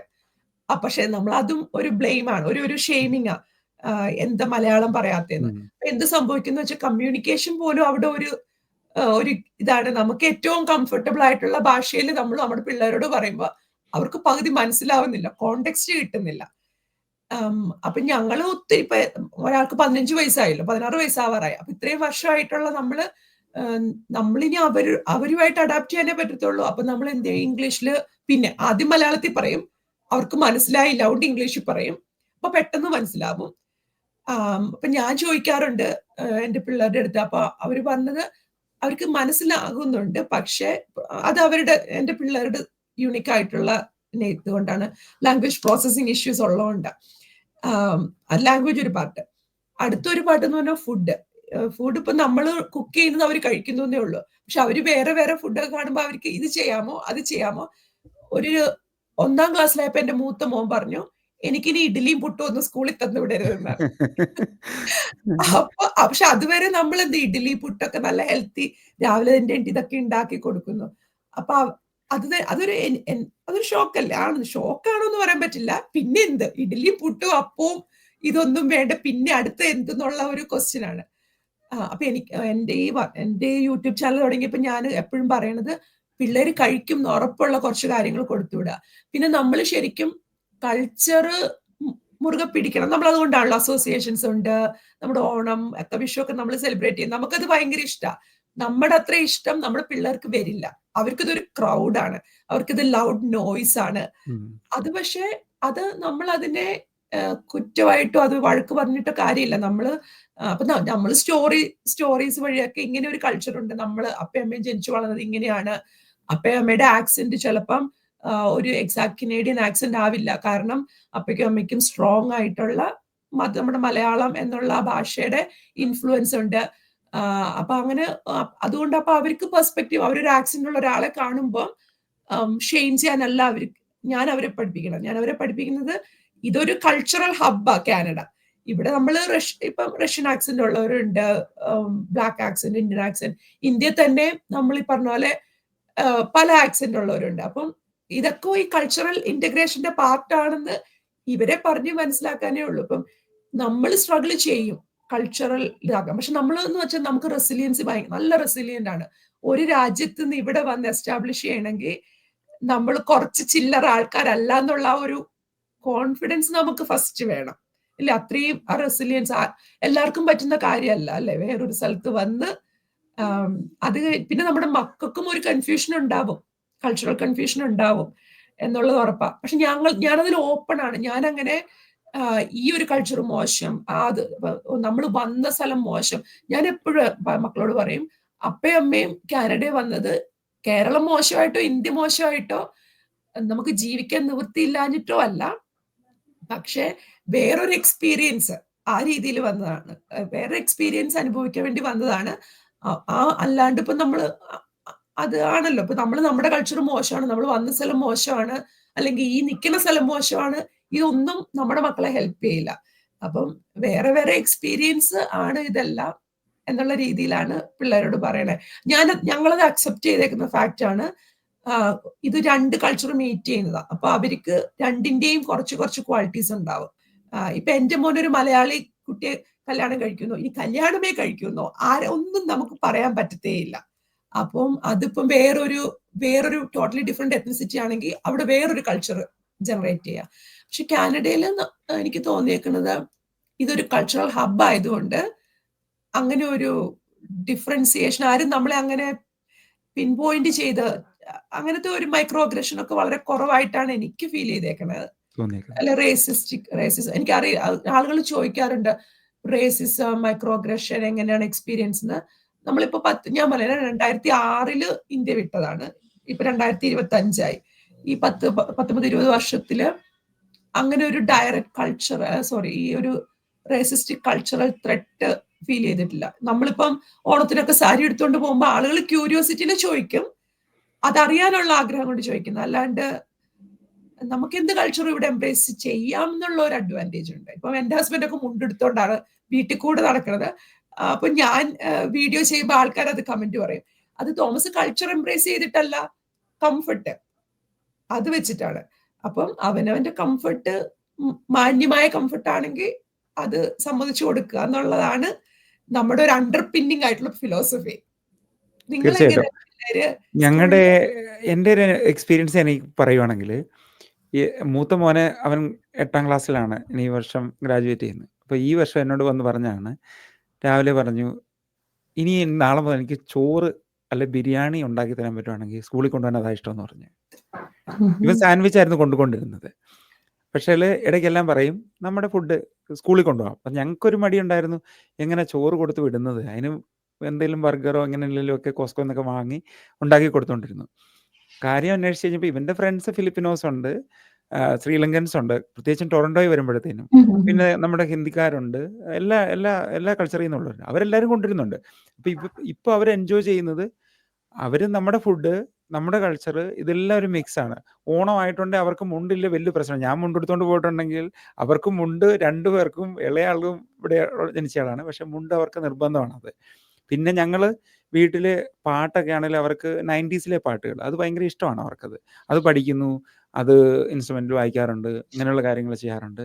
അവര് തന്നെ പല കാര്യങ്ങളും ഇനിഷ്യേറ്റീവ് എടുത്ത് ചെയ്യുന്നുണ്ട്. പക്ഷെ നീ ഇപ്പൊ പറഞ്ഞിട്ടുള്ള ഈ ലാംഗ്വേജ് ബാരിയർ അവർക്ക് ഉണ്ട്. അത് എങ്കിലും അവർ ട്രൈ ചെയ്യുന്നുണ്ട്.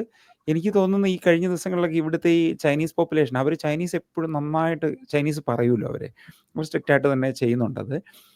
അത് ഐക്യൂലാണേലും പിള്ളേർക്ക് ഈ 2 ലാംഗ്വേജ് യൂസ് ചെയ്യുമ്പോഴത്തേനും അതിൻ്റെ ഒരു ബെനിഫിറ്റും ഉണ്ടെന്ന് പറയും. പിന്നെ ഞാനതൊക്കെ പറഞ്ഞു കൊടുക്കുമ്പോൾ ഇവർക്ക് ഓക്കെ, എന്നാൽ പിന്നെ അതും കൂടെ നോക്കിയേക്കാം എന്നുള്ള രീതിയിൽ മലയാളമൊക്കെ പഠിക്കുന്നുണ്ട്. അല്ല, അത് ഭയങ്കര ഇൻട്രസ്റ്റിംഗ്. കാരണം ഐക്യൂന്റെ കാര്യം, കാരണം നമ്മുടെ ലാംഗ്വേജ് പ്രോസസ്, നമ്മുടെ ബ്രെയിൻ അങ്ങനെ ഇത് ചെയ്യുന്നല്ലേ, അതൊരു കറക്റ്റാ. എന്റെ പോലെ മൂത്ത ആള് ഒരു 2 ആഴ്ച മുമ്പ് പറഞ്ഞു മലയാളം എഴുതാൻ പഠിക്കണം എന്ന്. ഉം. കാരണം അവന് മലയാളം വായിക്കാനും എഴുതാനും അറിയായിരുന്നു. നമ്മളൊരു 4, 5, 6 ആ വയസ്സിലൊക്കെ പഠിപ്പിച്ചു. പിന്നെ നമുക്കും സമയമില്ല. പിന്നെ അതൊരു പ്രയോറിറ്റി അല്ലാണ്ടായി. അപ്പൊ ഇപ്പൊ നമ്മളിവിടെ ഒരു മലയാളി അസോസിയേഷൻ വഴി മലയാളം ക്ലാസ് കൊണ്ടുവരാൻ വേണ്ടി ട്രൈ ചെയ്തുകൊണ്ടിരിക്കുക. കുറച്ച് ഓക്കെ. പിള്ളേർക്ക് ചെറിയ പ്രായത്തിൽ അവർക്ക് ആ ഇൻട്രസ്റ്റ് മാറിയിട്ട് ഇപ്പൊ ഈ 10, 15 വയസ്സായപ്പോ എനിക്ക് മലയാളം എഴുതണം. ഞാൻ നാട്ടിൽ പോയാൽ എങ്ങനെ വായിക്കും എപ്പോഴെങ്കിലും.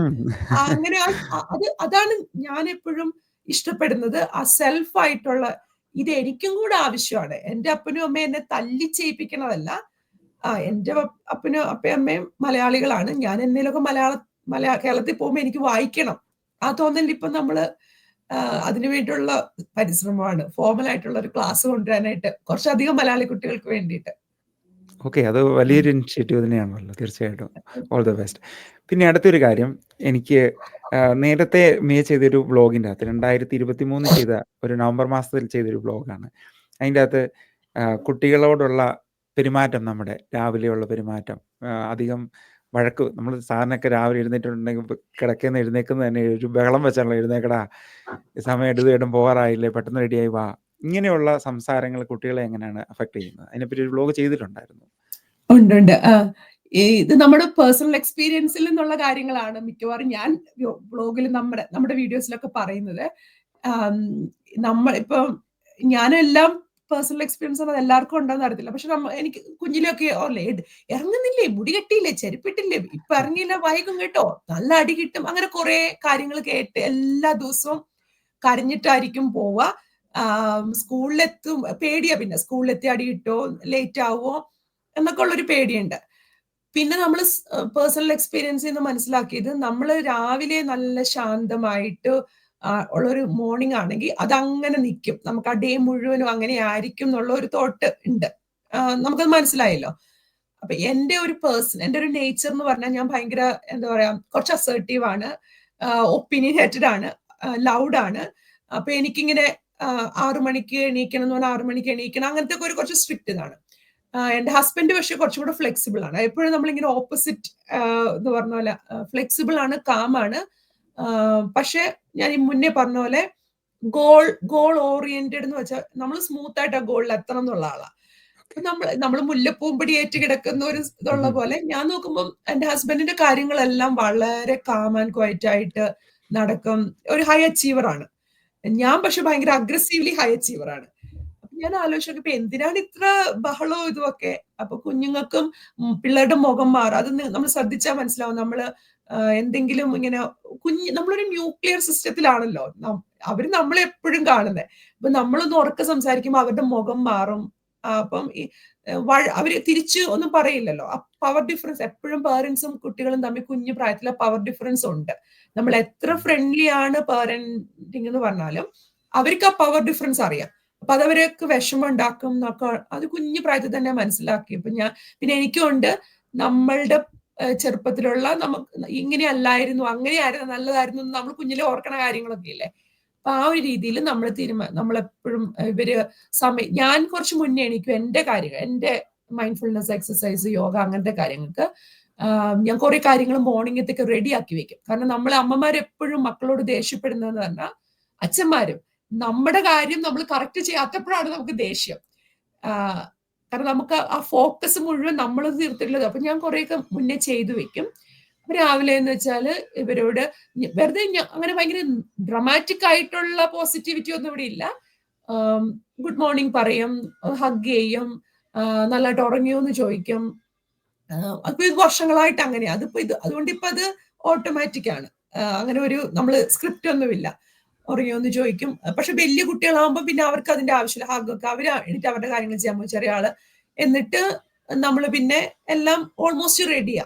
റിമൈൻഡേഴ്സ് കൊടുക്കണം പക്ഷെ പിള്ളേർക്ക്. നമ്മള് അവരെ ട്രസ്റ്റ് ചെയ്ത് ഓക്കെ നമ്മൾ നല്ല കൂൾ പാരന്റിങ് അവരെല്ലാം അത് നടക്കില്ല. അപ്പൊ റിമൈൻഡേഴ്സിന് നമ്മള് ജെന്റിലായിട്ട് റിമൈൻഡർ 6:30 ആയി കേട്ടോ.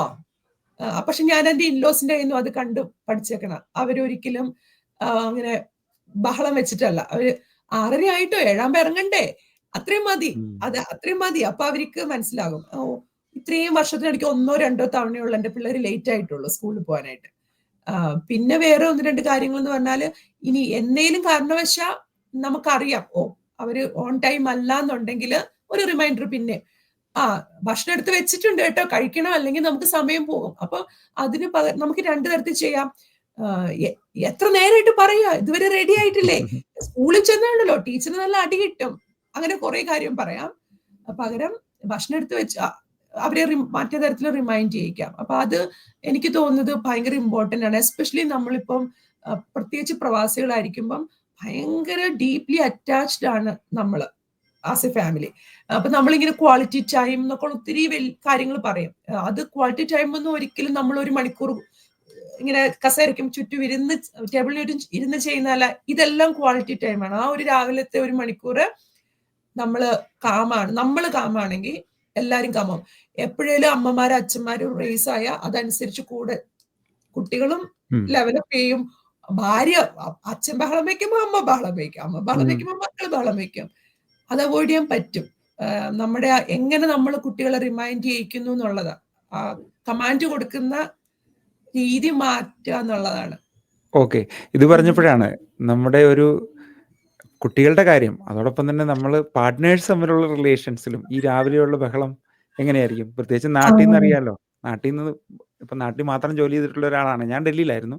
അപ്പൊ എനിക്ക് ആ ഒരു ബുദ്ധിമുട്ടുണ്ടായിട്ടില്ല. പക്ഷെ ഇപ്പം ഇവിടെ ന്യൂ കമേഴ്സ് ഒക്കെ വരുന്നവരിൽ കാണുന്നത്, ഇപ്പം നാട്ടിൽ ആയിരിക്കുമ്പം പ്രത്യേകിച്ചും ആൺകുട്ടികൾക്കൊക്കെ ആണെങ്കിൽ അവർക്ക് കാപ്പിയൊക്കെ ബെഡ് കോഫി കിട്ടുന്നവരുണ്ടാവാം. 1 മണിക്കും അടുക്കളയിൽ കയറിയിട്ടില്ലാത്തവരാകാം. ന്യൂലി വെഡഡ് ആയിട്ട് കപ്പിൾസ് ഒക്കെ ആയിട്ട് ഇങ്ങോട്ട് വന്നു കഴിയുമ്പോഴേക്കും ഈ ഒരു പറഞ്ഞ കാര്യം അവിടെ ആപ്ലിക്കബിൾ അല്ലേ? രാവിലെയുള്ള ബഹളം അങ്ങോട്ടും ഇങ്ങോട്ടും ഉള്ളതല്ലേ വൈകിട്ടുള്ള ബഹളം? ആണ്. കാരണം നമ്മള് നമ്മൾ ആദ്യം പറഞ്ഞ പോലെ ആ കാലം മാറി. കാരണം ഇതൊരു കൊളാബറേറ്റീവ് റിലേഷൻഷിപ്പാ. 2 പേര് ഒരു ജോലി ചെയ്യുന്നു ഒരു സ്ഥലത്ത്. അതിൽ 2 പേരും ഇപ്പൊ ഒരു സോഫ്റ്റ്വെയർ ഡെവലപ്പ് ചെയ്യുക, അത് 2 പേർക്കും ടാസ്ക് ഉണ്ടാവും. അത് 2 പേരും ചെയ്യണ്ടേ? അതല്ല അവിടെ നമ്മൾ ഒരാള് അല്ലെങ്കിൽ ഒരാൾ ലീഡറായി പോകും, അല്ല മേൽനോട്ടം വഹിക്കുന്ന ആള്. പക്ഷെ ഇവിടെ അങ്ങനെ ഫാമിലിയിൽ എന്തിനാണ് മേൽനോട്ടം വഹിക്കാൻ ഒരാള് വേണ്ടല്ലോ. അപ്പൊ നമ്മള് ഇത് ശരിക്കും ഈ ഒരു അങ്ങോട്ടും ഇങ്ങോട്ടും ഇത് ചെയ്യുന്നത് വരുന്നത് സ്നേഹത്തിന്റെ. ഞാൻ എപ്പോഴും ഓർക്കും, ഞാൻ രാവിലെ 5:30 എണീറ്റ് അടുക്കളയിൽ എല്ലാ പണിയും ചെയ്ത് പാക്ക് ചെയ്ത് വിയർത്ത് കുളിച്ച് അങ്ങനെ പോകുമ്പോൾ എന്റെ പാർട്ട്ണറിന് ഉറപ്പായിട്ടും വിഷമം വരത്തില്ല. അയ്യോ എന്താ ഇവള് മാത്രം ചെയ്യുന്നത്, ഞാനും കൂടെ ചെയ്യണ്ടേ എന്ന് തോന്നണം എന്നാണ് എന്റെ ഒരു ഇത്. അതെല്ലാം പക്ഷെ ഞാനിപ്പോ കാണുന്ന ഒത്തിരി ഫാമിലീസിലുണ്ട് കേട്ടോ. ചിലരെങ്കിലും പറയും, ഇപ്പൊ എനിക്കറിയത്തില്ല, ഇത് ഇപ്പോഴും അങ്ങനെ ബെഡ് കോഫിക്ക് വെയിറ്റ് ചെയ്യുന്ന ഒരു ഹസ്ബൻഡ് ഉണ്ടെന്ന് പറഞ്ഞാൽ ഞാൻ ഷോക്ക്. എനിക്ക് ഭയങ്കര ഞാനല്ല ഷോക്കാണ്. കേട്ടോ, ഞാനല്ല. അല്ലെ, എനിക്ക് നമ്മളിതൊരു കാഷ്വൽ ടോക്കായിട്ട് ബിജോ ഭാര്യയും മക്കൾക്കും നമ്മളൊരു യൂണിറ്റാ. നമുക്ക് എല്ലാ കാര്യങ്ങളും നല്ലത് പോണം. നമുക്ക് at end of the day നമ്മൾ ഹാപ്പി ആയിരിക്കണം. അപ്പൊ ഞാൻ ഇപ്പൊ എന്തിനാണ് ഒരു ഭാര്യ എല്ലാം ചെയ്യുന്നത് ഭർത്താവിനെയും? അപ്പൊ ഞാനൊരു നല്ല ഒരു ബിരിയാണി വെക്കുകയാണെങ്കിൽ എനിക്കത്, ഞാൻ ആ ബിരിയാണി വെക്കുമ്പോ അത് കഴിക്കുമ്പോ എന്റെ പിള്ളേർക്കും ഹസ്ബൻഡും ഒക്കെ സന്തോഷമാവും. അതിനാണ് ഞാൻ വെക്കുന്നത്. അല്ലെങ്കിൽ എനിക്ക് പുറത്തുനിന്ന് മേടിച്ചു കൊടുത്താൽ മതി. പക്ഷെ ഞാൻ ആ ബിരിയാണി വെക്കുമ്പം എന്റെ ഹസ്ബൻഡ് എന്തിനാണ് അരിഞ്ഞു തരുന്നത്? ഇതൊക്കെ ഞാൻ അരിഞ്ഞു കൊടുക്കുമ്പോ അവർക്ക് സന്തോഷമാവില്ലേന്ന്. സോ അങ്ങോട്ടും ഇങ്ങോട്ടും ഉള്ള സ്നേഹമാണ്. അപ്പം വെറുതെ ഇരിക്കുന്ന ഭർത്താക്കന്മാരൊന്ന് ചിന്തിച്ചു നോക്കണം നിങ്ങൾ ഭാര്യയോടുള്ള സ്നേഹം എങ്ങനെയൊക്കെ പ്രകടിപ്പിക്കാന്ന്. അത് തീർച്ചയായിട്ടും എനിക്ക് ഈയിടെ ഒരു ബുക്ക് വായിച്ചതിൽ നിന്ന് കിട്ടിയ കുറച്ച് കാര്യങ്ങളാണ്. അതിൻ്റെ ഞാൻ ഇവിടെ എഴുതി വെച്ചിട്ടുണ്ടായിരുന്നു. അതായത് ഈ ജെയിംസ് ക്ലിയർ പറയുന്ന ഒരു കാര്യമുണ്ട്. നമ്മളിപ്പം ഐ ഹാവ് ടു ഡു എന്ന് പറഞ്ഞു കഴിഞ്ഞിട്ടുണ്ടെങ്കിൽ എന്താണ്? എനിക്കത് ചെയ്യണം. എനിക്ക് I have to pick up my wife from duty, I have to get ready kids, അങ്ങനെയുള്ള പറയുന്നു. അതിന് പകരം നമ്മളിപ്പോൾ പറയുവാണ് I get to pick up my wife from duty. അല്ലെങ്കിൽ അങ്ങനെ ഒരു ഇത് നമുക്ക് ഒരു ഭാഗ്യമാണല്ലോ. എല്ലാവർക്കും ഇല്ലല്ലോ അത്. എന്ന് പറയുമ്പം എനിക്കത് മസ്റ്റ്, എനിക്കത് ചെയ്യണം. അത് ചെയ്യണം. എന്ന് പറഞ്ഞാൽ എനിക്കത് ചെയ്യാൻ കിട്ടിയല്ലോ എന്നുള്ള അതെനിക്ക് ചെയ്യാൻ കിട്ടിയല്ലോ. അപ്പം ആ ഒരു ഗ്രാറ്റിറ്റ്യൂഡ് എന്ന് പറയുന്ന ഒരു ആറ്റിറ്റ്യൂഡിലോട്ട് നമ്മൾ വരുവാണെങ്കിൽ പല കാര്യങ്ങളും വളരെ ഈസി ആയിട്ട് മാറുമെന്ന് എനിക്ക് തോന്നുന്നത്. ഒരു ഉണ്ടാവും. അപ്പൊ എന്ന് വെച്ചാല് ഞാനിപ്പോ സഹായിക്കാന്ന് ഇപ്പൊ ഇപ്പം ഞാൻ എപ്പോഴും തോമസിന്റെ അടുത്ത് പറയും, സഹായിക്കുമെന്ന് വിചാരിച്ചല്ലല്ലോ. ഇപ്പൊ എന്നെ സഹായിക്കുമല്ല, ഇതൊരു കോമൺ പ്ലാറ്റ്ഫോമാണ്, നമ്മൾ ഒന്നിച്ച് അതെ. ചെയ്യേണ്ട കാര്യങ്ങളാണ്. പക്ഷെ അറ്റ് ദ സെയിം ടൈം ഞാൻ ഇതും അക്നോളജ് ചെയ്യുന്നുണ്ട്, ഓരോരുത്തർക്കും ഇൻട്രസ്റ്റ് ഉള്ള ഫീൽഡും ഉണ്ട്. ഞാനിപ്പോ ഇന്ന് എനിക്ക് തോന്നുന്നു അടുത്തൊരു വീഡിയോയിൽ ഞാൻ പറയണ്ട എന്റെ പിന്നെ വീഡിയോയിൽ, പക്ഷെ ഇങ്ങനെ ചിന്തിച്ചു നോക്കിയേ, ഫൈനാൻസ് കാര്യങ്ങൾ ഇഷ്ടമില്ലാത്ത സ്ത്രീകളുണ്ട് മാനേജ് ചെയ്യാൻ. പക്ഷെ നമ്മളത് എംപവേർഡ് ആവണം. ഞാന് ജോലി എടുക്കാം, പക്ഷെ എന്റെ ഹസ്ബൻഡ് എല്ലാ മണിയും കൈകാര്യം ചെയ്തോ എന്ന് പറയുന്നത് തെറ്റാണ്. അറ്റ് ദ സെയിം ടൈം ഇപ്പൊ ഒരു മോഡ്ഗേജ്, ഇപ്പൊ എന്റെ ഹസ്ബൻഡിന്റെ ഒരു എബിലിറ്റി എന്ന് പറഞ്ഞാൽ ഏത് ഇൻഷുറൻസിനെ വിളിച്ച് സംസാരിച്ചിട്ടുണ്ടെങ്കിൽ ഒരു $100 കുറച്ച് ഒരിക്കലും ഒരു നോ എന്ന് പറയുന്നത് തോമസിന്റെ ഒരു ആൻസർ അല്ല. എന്ത് കാര്യവും കൊട്ടേഷൻ എടുക്കും. ഒരു 10 സ്ഥലത്ത് വെച്ച് കോട്ട് എടുത്ത്, അപ്പൊ ഇപ്പൊ നമുക്കറിയാലോ പല ഇൻഷുറൻസും പല ഇതുണ്ട്. പക്ഷെ എന്റെ ഒരു ഇതെന്ന് പറഞ്ഞാൽ 250 രൂപയാണ് ഇട്ടാതെന്ന് പറയുമ്പോ 250 രൂപ അവിടെ നിർത്തി. എനിക്ക് പിന്നെ നെഗോഷിയേഷൻ പോയില്ല, കാശ് നെഗോഷിയേഷൻ ചെയ്യാനുള്ള ഒരു പവർ ഇല്ല. അപ്പൊ അതിൽ ഞാൻ ഇനി വലിയ ഇക്വാലിറ്റി പറഞ്ഞിട്ട് അറിയാവുന്ന പണി അവിടെ ചെയ്തോട്ടെ, എനിക്കറിയാവുന്ന ഒരു പണി ഇവിടെ ചെയ്യാം. പക്ഷേ കുക്കിംഗ് ആണ് ലൈക്ക് നമ്മൾ ഫാമിലി ഒന്നിച്ച് ചെയ്യണമെന്ന് പറഞ്ഞ പോലെ തന്നെയാണ് ഫൈനാൻഷ്യൽ ഡിസിഷൻസും. ഒരിക്കലും പക്ഷെ അങ്ങനെ ഒരു ഡിസിഷൻ വേണം. അതായത് ഇപ്പൊ നമ്മളൊരു വീട് മേടിക്കാൻ പോവാ, അപ്പൊ നമ്മൾ ഇങ്ങനെ മോർഗേജ് ഇങ്ങനെ ചെയ്യാം അങ്ങനെ ചെയ്യാന്നൊക്കെ പറയുമ്പോൾ നമുക്ക് ആ ടേബിളിൽ ഇരുന്ന് അത് പറ്റില്ല, ഇതിങ്ങനെ ചെയ്യണം അല്ലെങ്കിൽ ഇങ്ങനെ ചെയ്തൂടെ എന്ന് ചോദിക്കാനായിട്ടുള്ള ഒരിതും സ്ത്രീകൾക്കും വരണം. ആര് എംപവേർഡ് ആവണം, എഡ്യൂക്കേറ്റഡ് ആവണം. എന്നാലേ ഉള്ളൂ. കാരണം നമുക്ക് എല്ലാത്തിനും ഡിറ്റാച്ച് ചെയ്ത് അടുക്കള കുഞ്ഞുങ്ങളെ വളർത്തൽ എന്നുള്ള, എന്നെ സംബന്ധിച്ച് ആ ഒരു കാലം പോയെന്ന് ഞാൻ പറയും. പക്ഷെ ഇപ്പോഴും ഉണ്ടാവാം, എല്ലാം ഇന്ന ആള് ചെയ്തോളും, ഒരു ഇൻഫർമേഷനും അറിയില്ല, പെട്ടെന്ന് എന്തെങ്കിലും ഒരു കാര്യം വന്നു, എവിടെ എന്താ ഇൻഷുറൻസ് എന്താ അതെന്താ ഇതെന്താ അറിയില്ല, ഇതുവരെ ചെയ്തിട്ടില്ല. അപ്പൊ ചെയ്തില്ലെങ്കിലും ചെയ്യണം എന്നില്ല, ചെയ്തില്ലെങ്കിലും അറിഞ്ഞു വെക്കാമല്ലോ. തീർച്ചയായിട്ടും. അതെ. ഇപ്പം ഡ്രൈവിംഗ് എന്ന് പറയുന്ന സ്കില്ല് അത് വേണം. പിന്നെ ഇപ്പം കാനഡയിൽ ആദ്യം വരുമ്പോഴേക്കും ബാങ്ക് അക്കൗണ്ട് ഓപ്പൺ ചെയ്യുമ്പം ഹസ്ബൻഡിനെയും വൈഫിനെയും രണ്ടായിട്ടേ ഉള്ളൂ അവരവിടെ കയറ്റിയിരുത്തുകയുള്ളൂ. പാസ്വേഡ് ഷെയർ ചെയ്യേണ്ടെന്ന് തന്നെ പറയും അത്. അത് തന്നെ ഒരു എഡ്യൂക്കേഷനാണ് ഇവിടുന്ന് കൊടുക്കുന്നത്. കാരണം നാട്ടിൽ നിന്ന് വരുമ്പോഴേക്കും എന്താണ് എല്ലാ കാര്യങ്ങളും ഒരാൾ ചെയ്തുകൊണ്ടിരിക്കുന്നു. മിക്കവാറും ഹസ്ബൻഡ് തന്നെ ചെയ്തുകൊണ്ടിരിക്കുന്നു. ഇവിടെ വരുമ്പോഴേക്കും ഇങ്ങനെയുള്ള ഡിസിഷൻസും ലൈഫ് സ്കിൽസും പിന്നെ പൈസയുടെ കാര്യത്തിലാണെങ്കിലും ഒരു ഹോൾഡ് നമ്മൾ വർക്ക് ചെയ്യുന്നതിൻ്റെ ഒരു കാര്യങ്ങളിലുള്ള അറിവും പിന്നെ അത് കൈകാര്യം ചെയ്യാനുള്ള കഴിവും നമുക്ക് ഉണ്ടാക്കിയെടുക്കണം. വേണം. അത് ശരിയാണ്. കാരണം പാസ്വേഡ് ഷെയർ ചെയ്യുന്നത് മാത്രമല്ല, ഇപ്പൊ എനിക്ക് എന്റെ ഹസ്ബൻഡിന്റെ ഡെബിറ്റ് കാർഡും കൊണ്ടുപോയിട്ട് ഒന്നും ചെയ്യാൻ പറ്റില്ലല്ലോ. ചെയ്യാൻ പറ്റും, പക്ഷെ ചെയ്യാൻ പാടില്ല. അതെ. അതായത് അത് രണ്ട് സെപ്പറേറ്റ് ഐഡന്റിറ്റി ആണത്. അതും വേണം. അങ്ങനെ സെപ്പറേറ്റ് ഐഡന്റിറ്റി ആയിട്ട് നിൽക്കുന്നത് കൊണ്ട് സ്നേഹത്തിലും അല്ലെ വാല്യൂസിലൊന്നും കുറവ് വരവും ചെയ്യില്ല.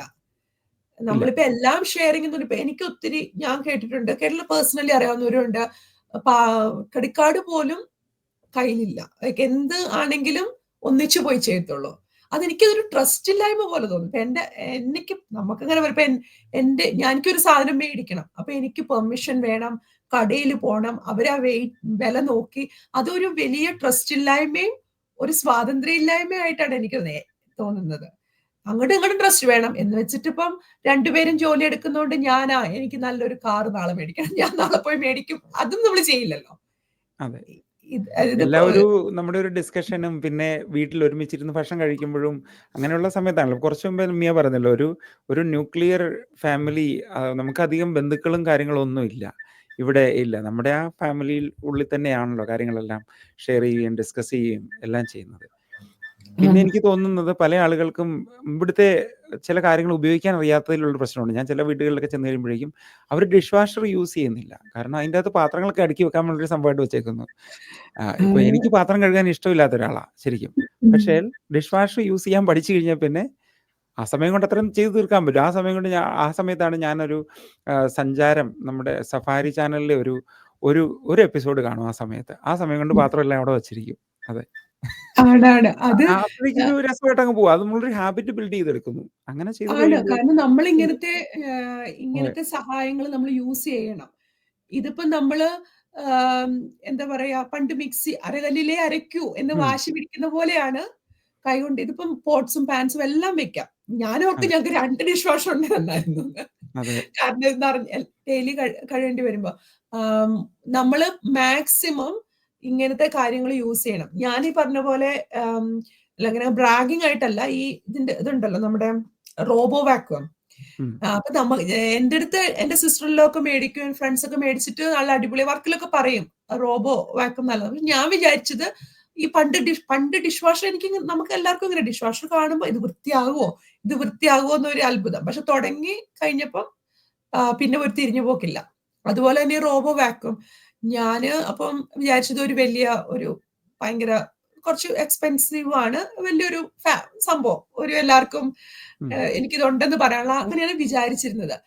പക്ഷെ നമ്മുടെ സബ്സ്ക്രൈബേഴ്സ് ഒക്കെ പറയും ചേച്ചി അതൊരെണ്ണം മേടിക്ക് അങ്ങനെ പറയും. അപ്പൊ ഞാൻ വിചാരിക്കും അതൊരു ഭയങ്കര ബൂഷി സംഭവം. പക്ഷെ മേടിച്ചു കഴിഞ്ഞപ്പോ മനസ്സിലായി അത് നമുക്ക് ഭയങ്കര യൂസ്ഫുൾ ആണ്. കാരണം കട്ടിലിന്റെ ഒക്കെ അടിയിൽ, ഇവിടെ കാർപ്പറ്റ് അല്ലേ, കട്ടിലിന്റെ അടിയിൽ നമ്മുടെ വാക്യൂം എത്തില്ലല്ലോ. നമ്മൾ വർഷത്തിലൊരിക്കൽ കട്ടിൽ മാറ്റി കാർപ്പറ്റ് വാഷ് ചെയ്യും, ഇതെല്ലാം പോയി ക്ലീൻ ചെയ്യും. അപ്പൊ നമുക്ക് നമ്മുടെ അറിവില്ലായ്മ കൊണ്ട്, എന്റെ അറിവില്ലായ്മയാണ്, കാരണം ഞാനിത് അങ്ങനെ ചിന്തിക്കുന്നില്ല. നമുക്കിവിടെ സ്റ്റിക്ക് വാക്യൂം ഉണ്ടല്ലോ എന്ന്. അറിവില്ലായ്മ കൊണ്ടും എക്സ്പീരിയൻസ് ഇല്ലായ്മ കൊണ്ടും നമ്മള് ഇങ്ങനത്തെ സഹായങ്ങൾ ഉപയോഗിക്കാൻ മടിക്കും. പക്ഷെ ഞാൻ പറയുകയാണെങ്കിൽ നല്ലൊരു ഇൻവെസ്റ്റ്മെന്റ് അങ്ങനത്തെ കാര്യങ്ങൾ. അങ്ങനെ ആകുമ്പോൾ വർക്കിംഗ് പാരന്റ്സ്, അപ്പനും അമ്മയും വർക്ക് ചെയ്യുന്ന ഫാമിലികളിൽ ഒരു അരമണിക്കൂർ എടുക്കുമില്ലേ, ഒരു ലിവിങ് ഏരിയ, കിച്ചൺ, 2 ബെഡ്റൂം ഒക്കെ ക്ലീൻ ചെയ്യാൻ വേണ്ടിയിട്ട് ഒരു അരമണിക്കൂർ എടുക്കും. ആ അരമണിക്കൂർ നമുക്ക് സേവ് ആയിട്ട് കിട്ടുമല്ലേ.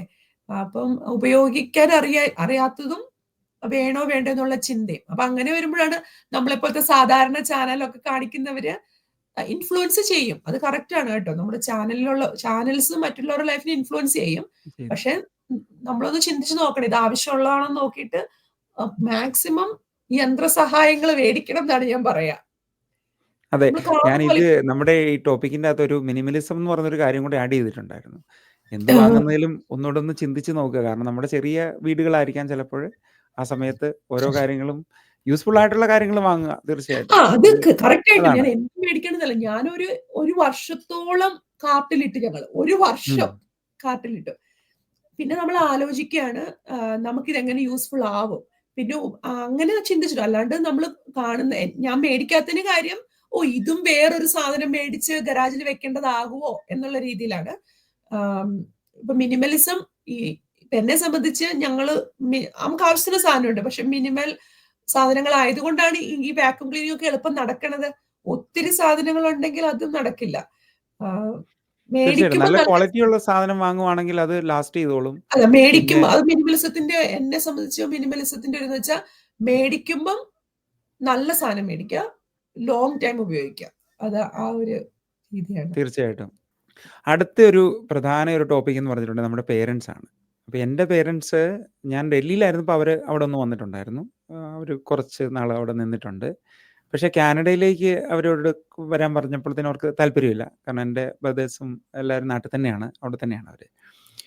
എന്നാൽ ഇപ്പം നമ്മുടെ ഇൻ്റർനാഷണൽ സ്റ്റുഡൻസിൻ്റെയും പിന്നെ ഇവിടെ PR ഉള്ളവരുടെയും സിറ്റിസൺസിൻ്റെയും ഒക്കെ ആളുകൾ അവരിവിടെ വന്ന് സെറ്റിലായാലോ എന്നുള്ളൊരു പ്ലാൻ ഉണ്ട് പേരൻസിന്. കുറച്ച് പേരൊക്കെ അവരൊന്ന് എക്സ്പീരിയൻസ് ചെയ്തിട്ട് പോകുന്നവരും ഉണ്ട്. അങ്ങനെ ഒരു കാറ്റഗറി, ഒരു ബിഗ് നമ്പർ ഉണ്ട് നമ്മുടെ ഓഡിയൻസിൽ തന്നെ, ഒത്തിരി പേരുണ്ടത്. അപ്പോൾ അവരോട് എന്തൊക്കെയാണ് അമ്മയ്ക്ക് പറയാനുള്ളത്? ഇത് സത്യം പറഞ്ഞാല് പാരന്റ്സിന്റെ ഏജ് അനുസരിച്ച് ഇത് മാറിയിരിക്കും എന്ന് എനിക്ക് തോന്നുന്നത്. നമ്മുടെ പേഴ്സണൽ എക്സ്പീരിയൻസിൽ എന്റെ പപ്പയില്ല. എന്റെ പപ്പ നമ്മൾ കാനഡയിലൊക്കെ വരുന്നതിന് മുമ്പ് തന്നെ പോയി. എന്റെ മമ്മി വന്നിട്ടുണ്ട്, തോമസിന്റെ പാരന്റ്സും വന്നിട്ടുണ്ട്. യങ് ആയിട്ടുള്ള, ഇപ്പൊ 10 വർഷം മുമ്പ് അവര് വരുമ്പോഴത്തേക്കിനുള്ള പോലെ അല്ല ഇപ്പൊ വരുമ്പോ. ഇനിയിപ്പൊ ഇവിടുന്ന് പോകുമ്പോ ഇനി വരുന്നില്ല എന്നുള്ള രീതിയിലാണ് അവര് പോവുക. അവർക്ക് നമ്മുടെ പിള്ളേരുടെ കൂട്ടത്തിലൊക്കെ നിൽക്കാനും നമ്മുടെ കൂട്ടത്തിലൊക്കെ ആയിരിക്കാനും ഭയങ്കര ഇഷ്ടമാണ്. സമ്മർ ഇഷ്ടമാണ്.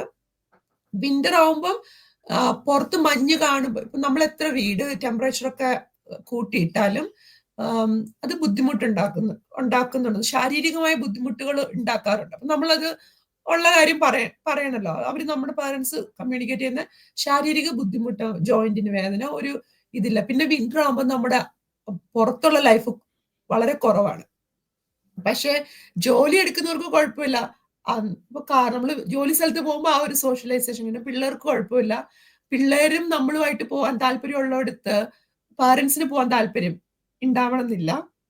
അങ്ങനെ വരുമ്പോ അവർക്ക് ഒരു ഹ്യൂജ് കൾച്ചറൽ ബുദ്ധിമുട്ടാണ്. കാരണം നാട്ടില് വളരെ ഫ്രീ ആണ്, ഫുൾ ടൈം തുറന്നിട്ട വീട്, എല്ലാവർക്കും മിസ് ചെയ്യുന്ന കോമൺ കാര്യങ്ങൾ എന്താ, വീട്, പറമ്പ്, ആളുകളുമായിട്ട് കമ്മ്യൂണിക്കേറ്റ് ചെയ്യാൻ പറ്റും. അതൊരു വലിയ കാര്യമാണ്. ഇംഗ്ലീഷ് ഗ്രാൻഡ് കിഡ്സുമായിട്ടും കമ്മ്യൂണിക്കേറ്റ് ചെയ്യാൻ ബുദ്ധിമുട്ട് വരും. പിന്നെ പുറത്തായാലും കമ്മ്യൂണിക്കേറ്റ് ചെയ്യാൻ പറ്റത്തില്ല. അപ്പം എത്ര കാലം ഒരാൾക്ക് ഇപ്പം നമുക്കാണല്ലോ തോന്നുന്നു, നമ്മളിപ്പം ഒരു സ്പെയിനിൽ പോവാ, എനിക്ക് സ്പാനിഷ് അറിയില്ല, അവിടെ ആർക്കും ഇംഗ്ലീഷ് അറിയത്തില്ലെങ്കിൽ 10 ദിവസം കഴിയുമ്പം നമ്മൾ യങ് ആണെങ്കിലും നമുക്ക് ജീവിക്കാൻ, ടൂറിന് പോണ പോലെയല്ല, ജീവിക്കാൻ പോകുമ്പോൾ ബുദ്ധിമുട്ട് വരും. അപ്പം പാരന്റ്സിന് ഉണ്ടാവുന്ന ബുദ്ധിമുട്ട് ശരിക്കും അത് ഇതാണ്, നമ്മൾ അതില് പരിഭവിച്ചിട്ട് കാര്യമില്ല, അവർക്കത് ബുദ്ധിമുട്ട് തന്നെയാണ്. ഇപ്പൊ അവർക്ക് PR ഉണ്ട്, തോമസിന്റെ പാരന്റ്സിന് PR ഉണ്ട്. എന്റെ മമ്മി ഒരു 3-4-5 വർഷം മുമ്പ് പറഞ്ഞു ഇനി വരില്ല, ഇനി വരാൻ പറയില്ല, ഇനി ഞാൻ വരില്ല എന്ന്. കാരണം വന്നോടി പോവാൻ പറ്റില്ലല്ലോ. പിന്നെ കുറെ നാൾ നിന്ന് കഴിഞ്ഞാൽ അവരുടെ സ്ഥലത്തോട്ട് പോകുമ്പം അവര് നിന്ന സ്ഥലം അന്യമായി പോകുന്ന പോലത്തെ അവസ്ഥ വരിക. എല്ലാ മനുഷ്യനും ഒരു കൂടുണ്ട്. കൂടണയുമ്പം അത് എത്ര ദിവസത്തെ പണിയെടുക്കണം, അതൊന്ന് അടിച്ച് തുടച്ച് ഒത്തിരി പണിയാന്ന് പറയണേ. തിരിച്ചു ചെന്ന് കഴിഞ്ഞാൽ ഇതൊക്കെ ഒന്ന് ശരി, പുറത്തുനിന്ന് ആളെ വരുത്തിയാലും അവനവന്റെ കൂടെ ഒരുക്കണ ഒരു വലിയ ടാസ്ക് ഉണ്ട്. പിന്നെ ചില ഫാമിലീസിലൊക്കെ നമ്മൾ എന്താ പറയാ, ഒരാൾ ഇറങ്ങിക്കഴിഞ്ഞാൽ പിന്നെ ആൾക്ക് തിരിച്ചു ചെല്ലുമ്പോൾ അവർ ഇട്ടുപോകുന്ന സ്പേസ്, ഫിസിക്കൽ സ്പേസ് അല്ല, അവര് ക്രിയേറ്റ് ചെയ്ത് ബിൽഡ് ചെയ്ത് കൊണ്ടുവന്ന ഒരു സ്പേസ് ഉണ്ടല്ലോ, ആ സ്പേസ് നഷ്ടപ്പെടുന്ന അവസ്ഥ ഉള്ളവരുണ്ട്. അപ്പം അതൊരു വാലിഡ് പോയിന്റ്. പക്ഷെ യങ് ആയിട്ടുള്ള പാരന്റ്സ് ആണെങ്കിൽ, ഇപ്പൊ ഒരു സ്റ്റുഡന്റ് ആയിട്ട് ഒരു 25 വയസ്സിൽ വരുന്ന ഒരു സ്റ്റുഡന്റിന്റെ പാരന്റ്സ് 50 വയസ്സുള്ള പാരന്റ്സ് ആണെങ്കിൽ അത് വേറെ. അതായത് 50 വയസ്സുള്ള ആൾക്കും 75 വയസ്സുള്ള ആൾക്കും ഒരേ എക്സ്പീരിയൻസ് ആവില്ല എന്നാണ് എനിക്ക് തോന്നുന്നത്. പിന്നെ ആ ഒരു വരുമ്പത്തേക്കിന് ഇപ്പൊ എനിക്കറിയാവുന്ന 1-2 നോർത്ത് ഇന്ത്യൻ ഫാമിലീസിലൊക്കെ അവർ പാരന്റ്സ് വന്നിട്ട് ഈ പറഞ്ഞ പോലെ PR വന്ന് അവര് ജോലിക്ക് പോവാ. കാരണം അവർക്ക് വീട്ടിലിരുന്ന് പർപ്പസ് ഇല്ല, ലൈഫിന് പിന്നെ ഒരു പർപ്പസ് ഇല്ലാത്തപ്പോ ജോലിക്ക് വന്നിട്ട്. പക്ഷെ അങ്ങനെയുള്ളവർ കുറച്ചും കൂടെ ഹാപ്പിയാ. ജോലി ചെയ്യുമ്പോൾ ഉള്ള സോഷ്യലൈസേഷൻ കൊണ്ടാണോ എന്നറിയില്ല. അപ്പൊ ഇത് ശരിക്കും ഒരു കുഞ്ഞുങ്ങളുള്ള വീട്ടില് ചിലപ്പോ അങ്ങനെയുണ്ടല്ലോ. പക്ഷെ നമ്മള് കുഞ്ഞുങ്ങളെ നോക്കാൻ വേണ്ടി കൊണ്ടുവരാന്ന് പറയുന്നത് അതൊരു നാട്ടിലാണ് ചിലപ്പോ അതൊരു ഷെയ്ഡ് ഇഷ്ടം ഉണ്ടെങ്കിലാണ് നോക്കാൻ പറ്റുള്ളൂ. എല്ലാവർക്കും അത് താല്പര്യം ഉണ്ടാവണമെന്നില്ല. എനിക്കിതൊരു ഭയങ്കര എനിക്ക് ഇനി വരാൻ താല്പര്യമില്ല നമ്മുടെ പാരന്റ്സ് പറയുമ്പോൾ വിഷമം വരും. നമ്മൾ ഇത്രയും എന്തുമാത്രം നമ്മള് നന്നായി ജീവിക്കുന്നത് അവരും കൂടെ വേണം, അതാണല്ലോ നമ്മുടെ ഉദ്ദേശം. പിന്നെയാണ് ഞാൻ മനസ്സിലാക്കുന്നത്, ഇപ്പൊ നമുക്കും കൂടെ നമുക്കിപ്പോ കുറച്ച് ഏജ് ആയി വരുമ്പോ നമുക്കറിയാം ആ ശാരീരിക അസ്വാസ്ഥ്യങ്ങളൊക്കെ അവർക്കത് ബുദ്ധിമുട്ടാ.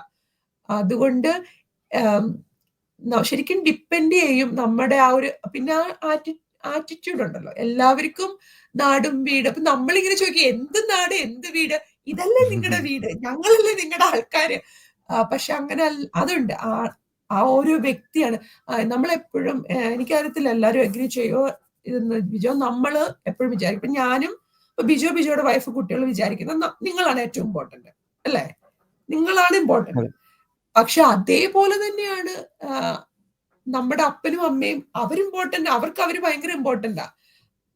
അവരിരിക്കുന്നു. ഇപ്പൊ നമ്മളോട് പെട്ടെന്ന് ഒരു ദിവസം പറയാണ്, നമ്മുടെ മക്കള് വിളിച്ചിട്ട് പറയാണ്, ഞാന് ഫ്ലോറിഡയില് ജീവിക്കാൻ പോവാ, എവിടെയെങ്കിലും മൊണ്ടാനയിൽ പോവാ, ഡിഗ്രിക്ക് പോവാ, നിങ്ങൾ ഇതാ ലേറ്റർ ഞങ്ങൾ വരാൻ പറയുമ്പോ നമ്മൾക്ക് ശരിയാ, നമ്മുടെ മക്കള് ഭയങ്കര സ്നേഹമാ, പക്ഷെ നമ്മളുടെ സ്പേസ് ഇതല്ലേ. അത് നമ്മൾ ഞാനിപ്പോഴാണ് അതൊക്കെ ചിന്തിച്ചു തുടങ്ങിയത്. നമ്മൾ വിചാരിക്കണേ എന്താ പറയാ, പഴുത്ത പ്ലാവില, പച്ചപ്ലാവില, ഇളം പ്ലാവില. പക്ഷെ ആ പഴുത്ത പ്ലാവിലേക്ക് ഒരു അസ്തിത്വം ഉണ്ട്, അവർക്ക് അതാണ് അവരുടെ സ്പേസ്. എന്നോടിപ്പം എന്റെ ജോലി, എനിക്ക് എന്റെ ജോലി ഭയങ്കര ഇഷ്ടമാണ്, എന്റെ ജോലി സ്പേസും എന്റെ ആൾക്കാരും ഒക്കെ. അപ്പൊ എന്നോടിപ്പം എന്റെ മകൻ പറയാ 2-3 വർഷം കഴിഞ്ഞ യൂണിവേഴ്സിറ്റി പോകും, ഞാൻ ടൊറന്റോ യൂണിവേഴ്സിറ്റിയിലാണ് പഠിക്കാൻ പോണേ, അമ്മ ഇതെല്ലാം ഇട്ടിട്ട് വരാൻ പറഞ്ഞാൽ എനിക്ക് പോകാൻ അത്ര സന്തോഷം ഉണ്ടാവും തോന്നുന്നില്ല. ആ ചിന്ത വന്നപ്പോ എനിക്ക് കുറച്ചും കൂടെ പാരന്റ്സിന് കുറച്ച് ബുദ്ധിമുട്ടുണ്ടാവും എന്ന് തോന്നുന്നു. അതൊരു സത്യമാണ്. നമ്മൾ അത് എങ്ങനെ മാറ്റും എന്ന് എനിക്കറിയില്ല. കാരണം അവരവരുടേതായ ആ ഒരു അസ്തിത്വത്തിനെ നമ്മൾ ബഹുമാനിക്കാനായിട്ട് പഠിക്കണം. തീർച്ചയായിട്ടും. ഇപ്പം മിയ പറഞ്ഞപ്പോഴാണ് നമ്മുടെ പ്രൊഫഷണൽ എക്സ്പീരിയൻസിന്റെ കാര്യങ്ങളും ഇപ്പോഴത്തെ വർക്ക് ചെയ്യുന്ന ആ വർക്ക് സ്പേസ് എൻജോയ് ചെയ്യുന്ന കാര്യങ്ങളൊക്കെ എനിക്കൊന്ന് ചോദിക്കണമെന്ന് തോന്നിയത്. അതൊക്കെ എങ്ങനെയാണ്? നമ്മൾ അതേപ്പറ്റി പറഞ്ഞില്ല. ഞാൻ ഇവിടെ വർക്ക് ചെയ്യാൻ സ്റ്റാർട്ട് ചെയ്തത് ബാച്ചുലർ നഴ്സിംഗ് പഠിപ്പിച്ചിട്ടാണ്. ആ ഒരു സ്റ്റേജിലായിരുന്നു. അപ്പം എനിക്ക് പഠിപ്പിക്കാൻ ആ ഒരു ഇഷ്ടമാണ്, പഠിപ്പിക്കാനും, രണ്ടും നഴ്സിംഗും രണ്ട് ഇഷ്ടങ്ങളും കൂടെ ഒന്നിച്ചു വരുന്ന ഒരു മേഖലയാണല്ലോ പഠിപ്പിക്കുക എന്നുള്ളത്. ഒരു 2 വർഷം മുമ്പ് ആ ഞങ്ങളുടെ ആ നഴ്സിംഗ് ഡിപ്പാർട്ട്മെന്റിൽ തന്നെ അതിന്റെ ഒരു ലീഡർഷിപ്പ് റോളിലോട്ട്, പ്രൊമോഷൻ എന്ന് പറയാൻ പറ്റില്ല, ഇവിടെ അങ്ങനെ ഇല്ലല്ലോ. ഇവിടെ ഇന്റേണലി കംപ്ലീറ്റ് ചെയ്ത് നമ്മൾ ഇന്റർവ്യൂ എടുത്ത് അങ്ങനെ പോയി. അപ്പൊ എന്റെ ടീം എന്ന് പറഞ്ഞാൽ കഴിഞ്ഞ 8 വർഷമായിട്ട് ഒരേ ആൾക്കാരെ, കുറച്ചുപേര് അങ്ങോട്ട് ഇങ്ങോട്ടൊക്കെ മാറും. ജോലിയിൽ എന്ന് പറഞ്ഞാൽ നമ്മള് നമ്മുടെ ജോലി ചെയ്യാന്നുള്ളതാണ്. അവിടെ വേറൊരാള് നമ്മളെ മൈക്രോ മാനേജ് ചെയ്യാനില്ല. ഇന്ന സമയത്ത് കഴിഞ്ഞോ, ഇന്ന സമയത്ത് പോയോ വന്നോ. പക്ഷെ എല്ലാവർക്കും സത്യസന്ധത കൂടുതലാണ്, ഉണ്ട്. ഇതിപ്പം ഇവിടെ പഞ്ചിനില്ല. എനിക്കറിയില്ല ഒരു വർക്ക് പ്ലേസിലും അങ്ങനെ പഞ്ചിനുള്ളതായിട്ട് അറിയില്ല. പക്ഷെ ഇപ്പം എനിക്ക് 8 മണിക്ക് ക്ലാസ് ഉണ്ടെങ്കിൽ 7:30 ആകുമ്പോൾ പോയി ക്ലാസ് പ്രിപ്പയർ ചെയ്യാനും, എന്നാൽ ഞാൻ 3 മണിക്ക് അവിടുന്ന് പ്ലേസിൽ നിന്ന് ലീവ് ചെയ്യുമ്പോൾ എന്താ 3 മണിക്ക് പോയോ എന്ന് ചോദിക്കാനും ആരുമില്ല. അപ്പൊ നമ്മള് ഭയങ്കരമായ സെൽഫ് ആയിട്ടുള്ള ഒരു അക്കൗണ്ടബിലിറ്റി ആണ് ജോലിയില്. അതൊരു വലിയ കാര്യമല്ലേ നമുക്ക്. ഇങ്ങനെ എന്താ പറയാ, വലിയ ഇപ്പൊ എനിക്ക് ഞാനിപ്പോ പഠിപ്പിക്കുന്നില്ല, ഞാൻ പറഞ്ഞ പോലെ ലീഡർഷിപ്പിന് ഇതാണ് ചെയ്യുന്നത്. അപ്പം പ്രത്യേകിച്ച് ഒന്നും ടാസ്കുകൾ ഡെയിലി ടു ഡു ലിസ്റ്റ് അങ്ങനെയില്ല. നമ്മൾ ചെല്ലുന്നു, വലിയ വലിയ വലിയ അംബ്രല്ല കാര്യങ്ങൾക്കകത്ത് ചെയ്യുക. അപ്പൊ ജോലി സ്ഥലത്ത് കൊളാബറേറ്റീവ് ആണ്. നമ്മൾ ഒരാളോട് ഒരു കാര്യം നോക്കുക, എനിക്ക് ഇന്ന കാര്യം ചെയ്യാനായിട്ട് ഇന്ന സമയത്തിനുള്ളിൽ ഈ റിപ്പോർട്ട് വേണമെന്ന് പറയുമ്പോൾ അത് ആ ടൈമിനെ റെസ്പെക്ട് ചെയ്യുന്നവരെല്ലാവരും. അവിടെ ഒരിക്കലും ഇന്ന ആള് നമ്മുടെ സൂപ്പർവൈസർ ഇന്ന അങ്ങനെ ഒന്നുമില്ല. എല്ലാവർക്കും ഈക്വൽ ടേബിൾ ആണ്. എല്ലാവർക്കും അറിയാം ഓരോ കോൺട്രിബ്യൂഷൻസും at the end of the day student സക്സസിന് ഇമ്പോർട്ടന്റ് ആണ് എന്നുള്ളത്. അപ്പൊ അങ്ങനെ അതുണ്ട്. ഞാൻ ജോലിയിൽ ഭയങ്കര ഡീപ്പ് ഫ്രണ്ട്സ് ഉണ്ടാക്കുന്ന ഒരു ടൈപ്പ്. ഞാൻ ഭയങ്കര ഫ്രണ്ട്ലി. അത് എന്താ പറയാ, ആളുകൾ ചിലപ്പോൾ തെറ്റിദ്ധരിക്കും ഞാൻ ഒത്തിരി ഫ്രണ്ട്സ് ഉണ്ടാക്കുന്ന. ഞാൻ ഫ്രണ്ട്ലി ആണ്, എല്ലാവരുമായിട്ട് ഫ്രണ്ട്സ് ആണ്. പക്ഷെ ഞാന് ആ ബൗണ്ടറി കീപ്പ് ചെയ്യുന്ന ആളാണ്. അത് പണ്ടും അത് എങ്ങനെ ഉണ്ടാക്കുക എന്ന് വെച്ചാല്, പണ്ട് അങ്ങനെയൊന്നും പറയാൻ പറ്റില്ല. അപ്പൊ നമ്മുടെ എക്സ്പീരിയൻസിൽ നിന്നായിരിക്കും. നമ്മൾ ബൗണ്ടറി പ്രൊട്ടക്ട് ചെയ്തില്ലെങ്കിൽ നമ്മുടെ വീക്ക്നെസ്സസ് നമ്മൾ ഭയങ്കരമായും എക്സ്പോസ്ഡ് ആക്കിയ, ഇപ്പൊ നമ്മുടെ കൂട്ടത്തിൽ ഒരു 20 പേരുണ്ടെങ്കിൽ ആ 20 പേർക്കും ഒരേ ഇന്റൻഷൻസ് ആവില്ല. അത് നമ്മളെ ഏജ് കൊണ്ട് മനസ്സിലാക്കുന്ന കാര്യമായിരിക്കും കേട്ടോ. അപ്പൊ ഞാൻ ആ ബൗണ്ടറി പ്രൊട്ടക്ട് ചെയ്യും. ഞാൻ എന്റെ വർക്ക് ഫ്രണ്ട്സിനെ വീട്ടിൽ ഇൻവൈറ്റ് ചെയ്യാറില്ല. ഇപ്പൊ ആരെങ്കിലും നമുക്ക് കോഫിക്ക് പോകാം, അങ്ങനെ പോകാന്ന് ഞാൻ പുറത്ത് ഇപ്പൊ ടിംസിലോ സ്റ്റാർബക്സിലോ ഒക്കെ അങ്ങനെ മീറ്റ് ചെയ്യും. പണ്ടുണ്ടായിരുന്ന ഒരു കാലം ഞാൻ വർക്ക് ഫ്രണ്ട്സിനെ വീട്ടിൽ കൊണ്ടുവന്ന് അങ്ങനെ. അപ്പൊ നമ്മൾ കൂടുതൽ ഡെപ്തിലോട്ട് പോകും. നമ്മുടെ വൾണറബിലിറ്റീസ് എല്ലാം നമുക്ക് എല്ലാവർക്കും ഉണ്ട്, വീക്ക്നെസ്സസ് ആൻഡ് വൾണറബിലിറ്റീസ് ഒക്കെ. അപ്പം അങ്ങനെ ഞാൻ അതൊക്കെ തീരുമാനിച്ചു വെച്ചേക്കുന്ന കുറച്ച് കാര്യങ്ങളാണ്. പക്ഷെ എനിക്ക് ഫ്രണ്ട്സ് ഉണ്ട് താനും. എനിക്കിപ്പം 2-3 ഫ്രണ്ട്സ് ഉണ്ട്. നമുക്കൊരു ചലഞ്ചിങ് സിറ്റുവേഷനിൽ എങ്ങനെ ഡീൽ ചെയ്യണം. പക്ഷെ അതെനിക്ക് മനസ്സിലായെന്ന് വെച്ചാൽ നമ്മൾ അവരെ ആരെയും നമ്മുടെ പേഴ്സണൽ സ്റ്റോറീസോ പേഴ്സണൽ സ്പേസിലോ കൊണ്ടുവരോ, നമ്മൾ അവരുടെ കൂട്ടത്തിൽ ഡ്രിങ്ക്സിന് ഒന്നും ചെയ്തില്ലെങ്കിലും നമ്മൾ എപ്പോഴും ഒരു കോർ ഗ്രൂപ്പ് നമ്മൾ എല്ലായിടത്തും ക്രിയേറ്റ് ചെയ്യും മനുഷ്യനെന്ന നിലയിൽ. ആ ഒരു എബിലിറ്റി നമുക്ക് വേണം. അത് നമ്മൾ പറയില്ലേ, വർക്കില് നമ്മുടെ കൂടെ നിൽക്കുന്നവർ ആരാണ്, അല്ലെ നമ്മുടെ കൂടെ നിൽക്കുന്ന ആൾക്കാരെ ഉണ്ടാക്കിയെടുക്കാൻ അത് ചെയ്യണം നമ്മള്. പിന്നെ ഇവിടെ വർക്ക് കൾച്ചർ എന്ന് പറഞ്ഞാൽ ഞാൻ മുന്നേ പറഞ്ഞ പോലെ ടൈം റെസ്പെക്ട്, എല്ലാവരും ടൈം റെസ്പെക്ട് ചെയ്യും. നമ്മളും അത് ചെയ്യണം. പിന്നെ ഇപ്പൊ വേറെന്താ നമ്മൾ ഇതുകൊണ്ട് ആളുകൾ ചോദിക്കുന്നത്, എനിക്ക് വരുന്ന കോമൺ ക്വസ്റ്റ്യൻ, ഇപ്പൊ എന്റെ ഡിപ്പാർട്ട്മെന്റിൽ സ്കിൻ ഓഫ് കളർ വേറെ ആരും ഇല്ല. ഇടയ്ക്കൊരു 1-2 പേര് വന്നു പോകും എന്നല്ലാണ്ട് അതൊരു വലിയ അപ്പൊ വാല്യൂ അങ്ങനെ ഒരു ഡിസ്ക്രിമിനേഷൻ ഉണ്ടോ എന്നൊക്കെ എനിക്ക് ചോദ്യം വരാറുണ്ട് കേട്ടോ. പക്ഷെ എനിക്ക് അങ്ങനെ തോന്നിയിട്ടേ ഇല്ല. എനിക്ക് തോന്നുന്നത് നമ്മുടെ കളറും നമ്മുടെ മുടിയും നമ്മുടെ എല്ലാം, പിന്നെ നമ്മളൊരു വ്യക്തി പരസ്പരം ഇങ്ങനെ ആളുകള് എന്താ പറയാ എക്സ്ചേഞ്ച്ഡ് ആയി കഴിഞ്ഞാൽ പിന്നെ അതിനൊന്നും വലിയ പ്രസക്തി ഉണ്ടെന്ന് എനിക്ക് തോന്നുന്നില്ല. അതാണ് എന്റെ ഇപ്പൊ നമ്മൾ ഒരാളെ കാണുമ്പം ആദ്യ കാഴ്ചയിലായിരിക്കില്ല കളറൊക്കെ കാണുക. പിന്നെ ഇപ്പം നമ്മൾ ഓരോട്ട് വർക്ക് ചെയ്ത് തുടങ്ങി കഴിയുമ്പോൾ കളറല്ല, വ്യക്തിക്കാണ്, ആ വ്യക്തിത്വത്തിനുള്ള ക്വാളിറ്റിക്കാണ് പിന്നെ പ്രാധാന്യം വരുന്നതെന്ന് എനിക്ക് തോന്നാറുണ്ട്. ഓക്കെ, അത് നല്ല ഇൻപുട്സ് തന്നെയാണ്. പ്രത്യേകിച്ചും ഈ ലൈഫ് എക്സ്പീരിയൻസിൽ നിന്ന് കിട്ടിയ കാര്യങ്ങളാണല്ലോ. പ്രത്യേകിച്ചും റിലേഷൻഷിപ്സിനെ പറ്റി ഞാൻ പ്രത്യേകം ശ്രദ്ധിക്കുന്നത്. ഇപ്പൊ മലയാളികളൊക്കെ ഇവിടെ വന്നു കഴിയുമ്പോഴേക്കും നമുക്ക് പെട്ടെന്ന് അങ്ങ് കൂട്ടുകാരെ കിട്ടും ആദ്യം. അത് കഴിഞ്ഞിട്ട് പോകാനും അധികം ദിവസങ്ങൾ ഉണ്ടാവില്ല എന്നുള്ളതാണ് ഇവിടുത്തെ കാര്യങ്ങൾ എപ്പോഴും കാണുന്നത്. കാരണം എനിക്ക് തോന്നുന്നു നാട്ടിൽ നിന്നാണെങ്കിലും പല ഡിസ്ട്രിക്റ്റിൽ നിന്നും പല സ്ഥലങ്ങളിൽ നിന്നും അല്ലെങ്കിൽ പല നാടുകളിൽ ജനിച്ചിട്ടുള്ള മലയാളികളും ഒക്കെയാണ് ഇവിടെ വരുന്നത്. ഉം. അപ്പോഴേക്കും റിലേഷൻസ് ചൂസ് ചെയ്യുമ്പോഴേക്കും എന്തൊക്കെ കാര്യങ്ങളായിരിക്കാം നമുക്ക് ഉം. കൺസിഡർ ചെയ്യേണ്ട ചില കാര്യങ്ങൾ എന്ന് പറയും. അത് ജസ്റ്റ് ഫാമിലി മാത്രമല്ല, സിംഗിൾ റിലേഷൻസ് ആണെങ്കിലും ഫാമിലി ടു ഫാമിലി റിലേഷൻസ്. ഇപ്പോൾ കുറച്ച് മുമ്പേ പറഞ്ഞ കാര്യം തന്നെ, ഇപ്പം വർക്ക് പ്ലേസിൽ നിന്നുള്ളവരെ പുറത്ത് ടിമ്മിലോ അല്ല സ്റ്റാർബക്സിൽ പോയിരുന്നായിരിക്കും നമ്മൾ കാപ്പി കുടിക്കുന്നത്. ആ ഒരു ബൗണ്ടറി കീപ്പ് ചെയ്യുന്നതിനെ പറ്റി എന്താണ്? ഞാന് ഇതും എക്സ്പീരിയൻസ് ചെയ്യുന്ന വന്നതാണ് കേട്ടോ. ഇപ്പൊ എനിക്ക് നാച്ചുറലി വരും. ഞാൻ ഈ മുന്നേ പറഞ്ഞ പോലെ ഒത്തിരി സംസാരിക്കുന്ന ആളാണ് ഞാൻ. എനിക്ക് ഒരാളെ കണ്ടാല് അതിപ്പം ആണാണേലും പെണ്ണാണേലും ലാംഗ്വേജ് എന്തായാലും കുഴപ്പമില്ല, പെട്ടെന്ന് സംസാരിക്കും. അങ്ങനെ പെട്ടെന്ന് കൂട്ടാവുന്ന ഒരു സ്വഭാവം. നമ്മുടെ ടീനേജ് 20s 30s ഒക്കെ അതെ. പെട്ടെന്ന് കൂട്ടാവും. അപ്പൊ തന്നെ ഫോൺ നമ്പർ എക്സ്ചേഞ്ച് ചെയ്യും. അടുത്ത ആഴ്ച എവിടെ മീറ്റ് ചെയ്യും, പിന്നെ ഭയങ്കര കൂട്ടാ. പക്ഷെ അതിങ്ങനെ ഒരു ആഴത്തില് നമുക്ക് പ്രത്യേകിച്ച് ഒന്നും ബ്രിങ് ഇൻ ചെയ്യുന്നില്ല. അപ്പൊ അന്നേരത്തെ ഒരു സന്തോഷം അത്രേ ഉള്ളൂ.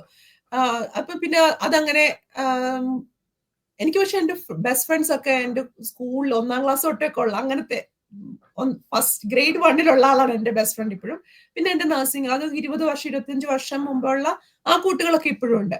ഇപ്പോഴും ഞാൻ ഫ്രണ്ട്ഷിപ്പ് ക്രിയേറ്റ് ചെയ്യും. പെട്ടെന്ന് ഇങ്ങനെ ഫ്രണ്ട്ഷിപ്പ് എന്നാണ് നമ്മളതിന് പറയാൻ പറ്റുള്ളൂ. പക്ഷെ ഞാൻ ഇപ്പൊ എങ്ങനെയാന്ന് വെച്ചാൽ എനിക്ക് കുറച്ച് ക്രൈറ്റീരിയാസ് വേറൊരാളുടെ കുറ്റം, അത് വർക്കിലും അങ്ങനെയാണ്. വർക്കിലും പേഴ്സണൽ റിലേഷൻഷിപ്പിലും നമ്മുടെ റിലേഷൻഷിപ്പിന്റെ ബ്രിഡ്ജ് എന്ന് പറയുന്നത് വേറൊരാളുടെ കുറ്റം പറച്ചിലാണെങ്കിൽ അതൊരു റെഡ് ഫ്ലാഗ് ആണ്. ഞാൻ അങ്ങനത്തെ ഫ്രണ്ട്ഷിപ്പ് കഴിവതും ഞാൻ അങ്ങനെ പറയാറൊന്നുമില്ല എനിക്ക് നിങ്ങളുമായിട്ട് ഫ്രണ്ട്ഷിപ്പ് അങ്ങനെ താല്പര്യമില്ല. ഞാൻ പതുക്കെ ഇങ്ങനെ എന്താ പറയാ, നമ്മളതിന് ഫേവർ ചെയ്യാതിരുന്നാൽ മതി. അപ്പൊ അങ്ങനെ പൊക്കോളും, തന്നെ പോകും. അത് ഒരു 100% വിചാരിച്ചേക്കുന്നത്. കാരണം നമ്മൾ അങ്ങനത്തെ ഇതിൽ വീണ് പോയിട്ടുണ്ട്. വേറൊരാളുടെ കുറ്റം പറിച്ചില്ലോ, അവരുടെ ഷോർട്ട് കമ്മിങ്സോ അങ്ങനെ കൊണ്ട് ഒത്തിരി റിലേഷൻഷിപ്പ് നമ്മൾ എക്സ്പീരിയൻസ് ചെയ്തിട്ടുണ്ടാവും. അതാണ് എപ്പോഴും നമ്മൾ മീറ്റ് ചെയ്താലും അതാണ് നമ്മുടെ ടോപ്പിക് എന്നുണ്ടെങ്കിൽ അതൊരു നല്ല റിലേഷൻഷിപ്പ് അല്ല. പിന്നെ ഞാൻ നോക്കും ആളുകളുടെ ഇന്റൻഷനാലിറ്റി നോക്കും. ഇപ്പം വർക്ക് പ്ലേസിൽ ഞാൻ വ്യക്തികള് നമ്മൾ എന്താ പറയാ, നമ്മളൊരു കോളേജിലാവുമ്പോൾ സ്റ്റുഡൻസ് ആണ് നമ്മുടെ ഏറ്റവും ഇമ്പോർട്ടന്റ് ആയിട്ടുള്ളത്. അവർക്ക് വേണ്ടി നിൽക്കണതാണോ അതോ അതെനിക്കൊരു വലിയ ഇതാണ്. അപ്പൊ നമുക്കറിയാമല്ലോ, അല്ലാതെ കോൺവെർസേഷനിൽ നമ്മൾ ഓരോരോ മീറ്റിംഗ്സിലൊക്കെ ഇരിക്കുമ്പം സ്റ്റുഡൻസിന് വേണ്ടി നിലനിൽക്കുന്ന, അവർക്ക് വേണ്ടി സംസാരിക്കുന്ന ആ ആൾക്കാരെ പെട്ടെന്ന് എനിക്കറിയാം. അപ്പൊ അതെനിക്കൊരു നല്ല സ്പേസ് ആണ്. പിന്നെ നമ്മുടെ ഫാമിലി റിലേഷൻഷിപ്പ് എന്ന് പറഞ്ഞാല് ഈ പറഞ്ഞ നമ്മള് എന്താ പറയാ ഫാമിലി ഫ്രണ്ട്സ് അങ്ങനെ ഉള്ളതിലും ഫ്രണ്ട്സിനെ നമുക്ക് അങ്ങനെ ചിലപ്പോൾ ചൂസ് ചെയ്യാനൊന്നും പറ്റത്തില്ല. പക്ഷെ ഞാൻ ഡിറ്റാച്ച് ചെയ്ത് നിൽക്കുന്ന കാര്യങ്ങളാണ് പറഞ്ഞത്. കണ്ടമാനം ഈ പറഞ്ഞ പോലെ അജണ്ട ബേസ്ഡ് ആയിട്ടുള്ള നമുക്ക് തോന്നുവാണ് ഒരു പ്രത്യേക അജണ്ടയുടെ പുറത്താണ്, അല്ലെങ്കിൽ ഒരു പ്രത്യേക സോഷ്യൽ സ്റ്റാറ്റസിന്റെ പുറത്താണ്. ആദ്യം തന്നെ എനിക്ക് ഏറ്റവും ആദ്യം നിങ്ങൾ എന്താ ജോലി, നിങ്ങളുടെ ഹസ്ബൻഡ് എന്താ ജോലി, അത് എനിക്ക് ഭയങ്കര ഒരു ബുദ്ധിമുട്ടുള്ള ചോദ്യമാണ്. കാരണം വെച്ചാൽ അത് നമുക്ക് എല്ലാവർക്കും അറിയാം, ആ ചോദ്യം എന്ന് പറയുന്നത് നമ്മുടെ സോഷ്യൽ സ്റ്റാറ്റസ്, നമ്മൾ എവിടെയാണ്, ആ സ്കെയില്, നമ്മുടെ ഇൻകം സ്കെയിലിൽ എവിടെയാണ് നിൽക്കുക എന്നൊക്കെ അറിയാൻ വേണ്ടിയുള്ള ചോദ്യമാണ്. എല്ലാവർക്കും അത് അറിയാം. കുറെ ആൾക്കാർ അത് ഹൈഡ് ചെയ്യും, ആ ചോദിക്കില്ല. അത് കുഴപ്പമില്ല, അത്രയെങ്കിലും ഒരിതുണ്ട് അവർക്ക്. ഒറ്റ ഫസ്റ്റ് കാഴ്ച തന്നെ പേരെന്താ, എന്താ ജോലി, അത് നമ്മൾ മാറ്റേണ്ട സമയം കഴിഞ്ഞു ആ ഒരു ഇത്. കാരണം ഇപ്പം എനിക്ക് ബുദ്ധിമുട്ടില്ല എന്റെ ജോലി പറയാനായിട്ട്. പക്ഷെ ഒരു ജോലിക്ക് പോകാൻ പറ്റാത്ത ഒരാളാണ് ഞാനെന്ന് വെച്ചോ, എനിക്ക് ബുദ്ധിമുട്ടുണ്ടാവും. കാരണം എനിക്ക് ഭയങ്കര ഇഷ്ടമാണ് ജോലിക്ക് പോകാൻ, എനിക്ക് പോകാൻ പറ്റണില്ല. അപ്പൊ എനിക്കത് ബുദ്ധിമുട്ടുണ്ടാക്കുന്ന ഒരു ചോദ്യം, അത് നമ്മൾ ഐഡന്റിഫൈ ചെയ്യണം. അപ്പം അങ്ങനത്തെ ചോദ്യങ്ങൾ, അത് പ്രത്യേകിച്ച് ഇത് മാത്രമല്ല, വേറെ ചോദ്യമുണ്ട്. നാട്ടിൽ സ്ഥലമുണ്ടോ, നാട്ടിൽ വീടുണ്ടോ, എവിടെ വീട്, എത്ര സ്ക്വയർ, വളരെ അതായത് കാൽക്കുലേറ്റീവായി ചോദിക്കുന്നവരുണ്ട്. എന്തിനാ അത് ചോദിക്കണം, നമുക്ക് അറിയാനല്ല അവരുടെ സോഷ്യൽ ലെവൽ എവിടാന്ന്. അങ്ങനെയുള്ളവര് ഞാൻ കഴിവതും അങ്ങനെ മനഃപൂർവ്വം അവോയ്ഡ്, അത് ക്ലിക്ക് ആവില്ല. നമ്മുടെ മനസ്സ് ക്ലിക്ക് ആവണല്ലോ. തീർച്ചയായിട്ടും. അങ്ങനെയൊക്കെ വന്നിട്ടുണ്ട്. അങ്ങനത്തെ കുറച്ച് നമ്മളത് ലൈഫിൽ നിന്ന് പഠിച്ച് ഞാനും ഇങ്ങനത്തെ ചോദ്യങ്ങൾ നമുക്കറിയില്ല. പണ്ട് ഈ ഒരു ബോധമില്ലാത്ത 18 വയസ്സിലൊക്കെ ചോദിക്കും, കല്യാണം കഴിഞ്ഞ് ആരിലൊക്കെ വരുമ്പോ എത്ര പവൻ സ്ത്രീധനം കിട്ടിയെന്നൊക്കെ. അതിനെ കുറിച്ച് അറിയും. പിന്നെയാണ് മനസ്സിലാക്കിയത് എത്ര വിഡ്ഢിത്തരമാണ് ആ ചോദ്യം. അവരുടെ സ്വർണ്ണത്തിൽ കൂട്ട് എന്തെങ്കിലും നമുക്ക് തരുമോ? ഇല്ല. നമ്മളോട് അവർക്ക് കൊടുക്കുകയില്ല. പക്ഷെ ഇത് നമ്മൾ ലൈഫ് എക്സ്പീരിയൻസ് ആണ്. എന്റെ മദർ ഇൻ ലോ ആണ് ട്ടോ ഇത് പറയണത്. അപ്പൊ പുള്ളിക്കാരത്തി ഇങ്ങനെ പറയും, പുള്ളിക്കാരത്തി ജോലി കഴിഞ്ഞ് വരുമ്പം ആരോ ചോദിച്ചു, ആള് ഭയങ്കര ജെന്റിലാ, വളരെ കാം ആൻഡ് ക്വയറ്റാ. പക്ഷെ ഇങ്ങനെ ഇറിറ്റേറ്റിംഗ് ആയിട്ട് എത്രയോ കിട്ടും ശമ്പളം, അങ്ങനെ എന്തോ ചോദിച്ചു എന്ന് പറഞ്ഞു എനിക്ക് കൂടുതൽ കിട്ടിയ നിങ്ങൾക്ക് ഞാൻ തരുവോ ഇല്ല, എനിക്ക് കുറവ് കിട്ടിയ നിങ്ങൾ ഇങ്ങോട്ടും തരില്ല, പിന്നെ എന്തിനാ അറിയണെന്ന് ചോദിച്ചു എന്നിങ്ങനെ തമാശ പോലെ പറയണതാ. പക്ഷെ ഞാനവർക്ക് ശരിയല്ലേ, നമുക്ക് എന്തിനാ അതൊക്കെ അറിഞ്ഞിട്ട്. അപ്പൊ ഞാൻ അങ്ങനത്തെ ഒക്കെ ആളുകളെ അവോയ്ഡ് ചെയ്യാൻ നോക്കും. ബിജു എന്താ ചെയ്യാ ഇങ്ങനെ റിലേഷൻഷിപ്പ്? ഞാൻ ചെയ്യുന്നതെന്ന് പറഞ്ഞിട്ടുണ്ടെങ്കിൽ എനിക്കും എന്താണ് പറയുന്നത്, ആളുകളുമായിട്ടൊക്കെ ഒത്തിരി പേരുമായിട്ടുള്ള ബന്ധങ്ങളുണ്ട്. പക്ഷേ ഡീപ്പ് റിലേഷൻസ് വളരെ കുറവാണ്. കുറച്ച് പേരേ ഉള്ളൂ, കുറച്ച് ഫ്രണ്ട്സേ ഉള്ളൂ. അത് നേരത്തെ മുതൽ അങ്ങനെയാണ്, സ്കൂളിൽ പഠിച്ചുകൊണ്ടിരുന്ന സമയം മുതൽ അങ്ങനെയാണ്. അപ്പോഴേക്കും നമുക്ക് ഇഷ്ടപ്പെട്ട ടോപ്പിക്ക് ഉള്ള ഒരു ഒരു ഒരു സർക്കിൾ ഉണ്ടല്ലോ, അതിൻ്റെ അകത്ത് ആണ് കൂടുതൽ നിൽക്കുന്നത്. പിന്നെ എല്ലാവരുമായിട്ട് നമ്മൾ ഫ്രണ്ട്ലി ആയിട്ട് തന്നെ കാര്യങ്ങൾ പോകുന്നു. പിന്നെ പ്രത്യേകിച്ചും സോഷ്യൽ മീഡിയയിൽ എന്തെങ്കിലും ആവശ്യമില്ലാത്ത കമൻ്റൊക്കെ വിട്ടിട്ടുണ്ട്, അന്നേരം തന്നെ അൺഫ്രണ്ട് ചെയ്തേക്കുക. അതാണ്, അല്ല അതിൻ്റെ പുറത്ത് വേറെ പരിപാടിയൊന്നുമില്ല. അതേ ഉള്ളൂ. വെറുതെ എന്തിനും നമ്മൾ അതിൻ്റെ പുറകെ പോകുന്നത്, അതിൻ്റെ ആവശ്യമില്ല. ആ ഒരു പോളിസിയാണ് ഞാൻ എപ്പോഴും എൻ്റെ ലൈഫിലും കാണാറുള്ളത്. നമ്മളെ യൂസ് ചെയ്യാൻ വേണ്ടി, ഒരു കാര്യത്തിന് വേണ്ടി ഒരാളാണ് നമ്മളെ നോക്കുന്നതെങ്കിൽ അത് വലിയ കാര്യമില്ല. ഞാൻ എപ്പോഴും യൂസ്ലെസ് ഫ്രണ്ട്സിൽ ബിലീവ് ചെയ്യുന്ന ആളാണ്. അതായത് അവരൊരു കാര്യവും അവരുമായിട്ട് സംസാരിക്കുമ്പോൾ നമുക്കൊരു എന്താ യൂസ്ലെസ് എന്ന് പറഞ്ഞാൽ ഞാൻ ഉദ്ദേശിച്ച ഒരു പോസിറ്റീവ് സെൻസിലാണ് പറയുന്നത്. അവരുടെ അടുത്ത് നമ്മൾ സംസാരിച്ച് കഴിയുമ്പോഴത്തേനും വെറുതെ നമുക്കൊരു ഇന്റൻഷനും ഇല്ല അതിൻ്റെ അത്. അതാണ് റിയൽ ഫ്രണ്ട്ഷിപ്പിൽ ഞാൻ വിശ്വസിക്കും. യൂസ്ലെസ് ഫ്രണ്ട്സ് എന്നാണ് ഞാൻ അവരെ വിളിക്കുന്നത്. അവരെ ഇഷ്ടമുള്ളപ്പോഴൊക്കെ നമുക്ക് വിളിക്കാം, സംസാരിച്ചുകൊണ്ടിരിക്കാം. അങ്ങനെയുള്ള ഫ്രണ്ട്ഷിപ്പിലാണ് ഞാൻ ബിലീവ് ചെയ്യുന്നത്. അത് കറക്റ്റ്. സോഷ്യൽ മീഡിയയുടെ കാര്യം പറഞ്ഞപ്പോൾ ഞാൻ ഓർക്കും, പ്രത്യേകിച്ചൊന്നും അറിയാണ്ട് വളരെ നാസ്റ്റി ആയിട്ടുള്ള കമന്റ്. ഇപ്പൊ എന്റെ ചാനലിൽ ഞാൻ സോഷ്യോ പൊളിറ്റിക്കൽ കാര്യങ്ങളും ഡിസ്കസ് ചെയ്യാറില്ല. പിന്നെ ഇപ്പം കാനഡയിൽ വന്നിട്ട് അതൊരു എക്സ്പെക്ടേഷൻ വേഴ്സസ് റിയാലിറ്റി എന്ന് പറയാം കേട്ടോ. ഇപ്പൊ കാനഡയിൽ വന്നിട്ട് നമ്മൾ എവിടെയാണേലും നമ്മൾ എന്നും ട്രാവലും എന്നും സോഷ്യൽ ഗെറ്റ് ടുഗദറും ഗ്യാതറിംഗും ഒന്നും അല്ല. പക്ഷെ അങ്ങനെ ചെയ്തിരുന്ന ഒരു സമയം നമുക്കും ഉണ്ട്. നമ്മള് കല്യാണം കഴിച്ചു ആ യങ് ആയിട്ടുള്ള സമയത്ത് ചിലപ്പം നമ്മൾ ഒരു സ്ട്രക്ചേർഡ് അല്ല. കുറച്ചു പേര് പറയാ നാളെ നമുക്ക് അവിടെ പോകും, ശരി എല്ലാവരോടും പോകും. ആ ഒരു കാലം നമുക്കും ഉണ്ടായിരുന്നു. അത് മാറി. ഇപ്പൊ നമ്മുടെ ലൈഫ് സ്ട്രക്ചേർഡ് ആയി.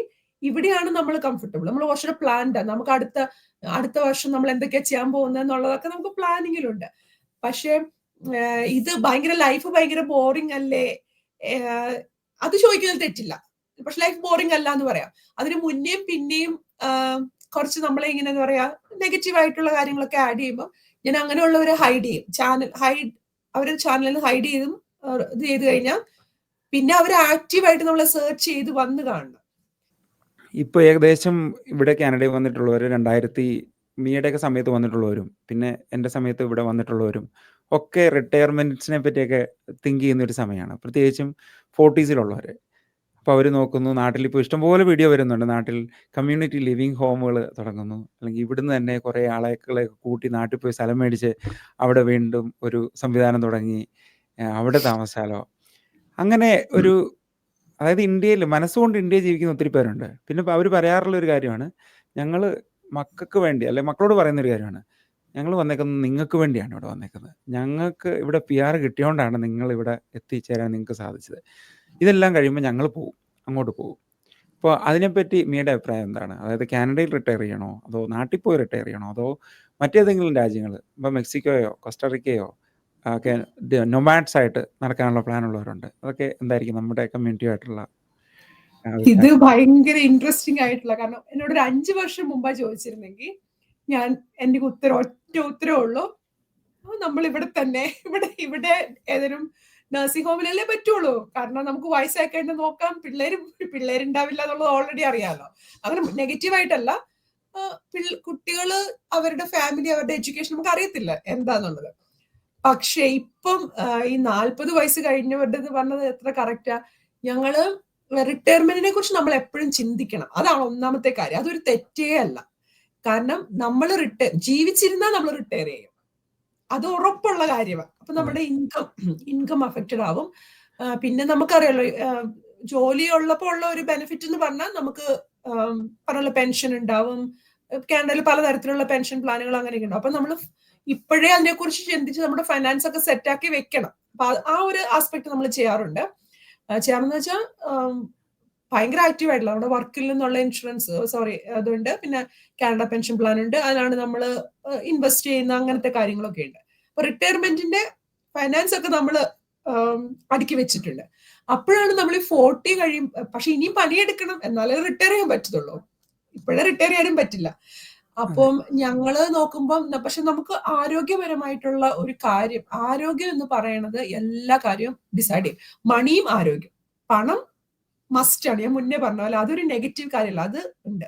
പ്ലസ് ആരോഗ്യം, ആരോഗ്യത്തിനെ ബേസ് ചെയ്തിട്ടാവും മോസ്റ്റ്ലി ആളുകള് ഈ റിട്ടയർമെന്റിന്റെ ഇത് ഡിസൈഡ് ചെയ്യുന്നത്. അപ്പൊ നമ്മൾ നോക്കുമ്പം ട്രോപ്പിക്കൽ കൺട്രീസ് എന്ന് പറയുന്നത് നമുക്ക് ഈ ഒരു തണുപ്പ് രാജ്യത്തുള്ളതിന് ഇപ്പൊ നമുക്ക് സുഖം, ഇപ്പൊ നമുക്ക് രസമാ. പക്ഷെ പോകെ പോകെ നമുക്ക് ഇത്ര രസം ഉണ്ടാവുമോ എന്നൊരു സംശയമുണ്ട് ഈ തണുപ്പ് സ്ഥലത്തുള്ളപ്പം. അപ്പൊ ഞങ്ങൾ ഇതിനെക്കുറിച്ച് ആക്ച്വലി ഇങ്ങനെ ഡിസ്കസ് ചെയ്യാറുണ്ട്. പക്ഷെ അതൊരു നൊസ്റ്റാൾജിയയുടെ ബേസിലല്ല, ഒരു വാം പ്ലേസിൽ റിട്ടയർ ചെയ്യുന്നതല്ലേ നല്ലത്. അല്ല ഇപ്പൊ നമുക്കറിയാലോ, ഇത്രയും വലിയ വീടൊന്നും മെയിൻറ്റെയിൻ ചെയ്യാൻ വേണ്ടിയിട്ട് ഉറപ്പായിട്ട് ഒരു പ്രായം കഴിഞ്ഞാൽ പറ്റില്ല. അതുപോലെ തന്നെ സ്നോ അങ്ങനത്തെ കാര്യങ്ങൾ വരുമ്പോൾ അത് പറ്റും. പക്ഷെ അതൊക്കെ നമുക്ക് ഔട്ട്സോഴ്സ് ചെയ്യാം എന്നുള്ളത് കറക്റ്റ് ആണ്. പക്ഷെ നമ്മൾ ഔട്ട്സോഴ്സ് ചെയ്ത് നമ്മൾ നമ്മുടെ പാരന്റ്സിനെ നോക്കുക, പാരന്റ്സിന് മെയിൻലി ഇവിടെ സ്നോ വരുന്നു, തണുപ്പ് വരുന്നു, അതുകൊണ്ടാണ് അത്ര ഇഷ്ടപ്പെടാത്തത്. പക്ഷെ ഇപ്പം ഞാൻ മുന്നേ ഒരു കാര്യം ഏറ്റവും അധികം അല്ലേ, നമ്മുടെ generation first generation first immigrate ചെയ്തവര് കേരളത്തിൽ നിന്ന് ഇങ്ങ് പോന്നു, എന്നാ കാനഡയിൽ അങ്ങ് കംപ്ലീറ്റ്ലി എത്തിയിട്ടുമില്ല എന്നുള്ള ഒരവസ്ഥ. എല്ലാവർക്കും അതെനിക്കറിയില്ല, പക്ഷെ ഒത്തിരി പേർക്കും അങ്ങനെ ഒരു അവസ്ഥയുണ്ട്. അപ്പം ഞാനൊരിക്കലും നൊസ്റ്റാൾജിക് ഫീലിംഗിന്റെ പുറത്തല്ല, പക്ഷെ കൺവീനിയൻസ്, അപ്പൊ നമുക്ക് കമ്മ്യൂണിക്കേറ്റ് ചെയ്യാനും നമുക്ക് കുറച്ചുകൂടെ സിസ്റ്റംസ് അറിയുന്നത് എവിടെയാ, അതൊക്കെ നോക്കും. അപ്പൊ അത് എന്നെ സംബന്ധിച്ച് ഒരു വാം പ്ലേസ് ആയ കൊള്ളാന്നുണ്ട്. അത് പക്ഷെ കേരളം തന്നെ ആവണമെന്ന് പറയാൻ പറ്റത്തില്ല. കുറച്ചും കൂടെ വാം ആയിട്ടുള്ള ഇപ്പൊ പക്ഷെ വാം പ്ലേസ് ഇപ്പൊ കൂടെ എന്ന് ചോദിക്കാം. പക്ഷെ ഇപ്പൊ ഭയങ്കര എൻജോയ്മെന്റ് ആണ് നമ്മൾ ചെയ്യുന്ന കാര്യവും. നമ്മുടെ ആ ഒരു പർപ്പസ് ഉണ്ട്, ലൈഫിന്റെ പർപ്പസ്. കാരണം ഇങ്ങനെ എന്താ പറയാ, മാസ്ലോസ് ഹൈറാർക്കി കേട്ടിട്ടില്ലേ, അതിന്റെ ഏറ്റവും മേളിൽ ഇങ്ങനെ കുന്നലിരിക്കുന്ന പോലത്തെ അവസ്ഥയാ. പക്ഷെ ഈ പർപ്പസുകൾ കുറഞ്ഞു കഴിയുമ്പോൾ മക്കളെ വളർത്താൻ ഒരു പർപ്പസ്, നല്ല ഫാമിലി നന്നായിട്ട് ഉണ്ടാവുക, ജോലി കോൺട്രിബ്യൂട്ട് ചെയ്യുക, സൊസൈറ്റിക്ക് കോൺട്രിബ്യൂട്ട് ചെയ്യുക, വോളണ്ടിയർഷിപ്പ് ചെയ്യുക, അങ്ങനെ പല പല കാര്യങ്ങൾ ചെയ്യുന്നതുകൊണ്ട് നമ്മൾ പർപ്പസ്ഫുള്ളി ഇരിക്കുക. പക്ഷെ ഈ പർപ്പസ് ചെയ്യാൻ പറ്റാതാവുന്നു, നമ്മുടെ ഹെൽത്ത് ഡിക്ലൈൻഡ് ആവുമ്പോഴായിരിക്കും. അപ്പൊ ഞാനും ഇങ്ങനെ ആലോചിക്കാറുണ്ട് ഏതായിരിക്കും നല്ല ഒരു ഓപ്ഷൻ എന്നുള്ളത്.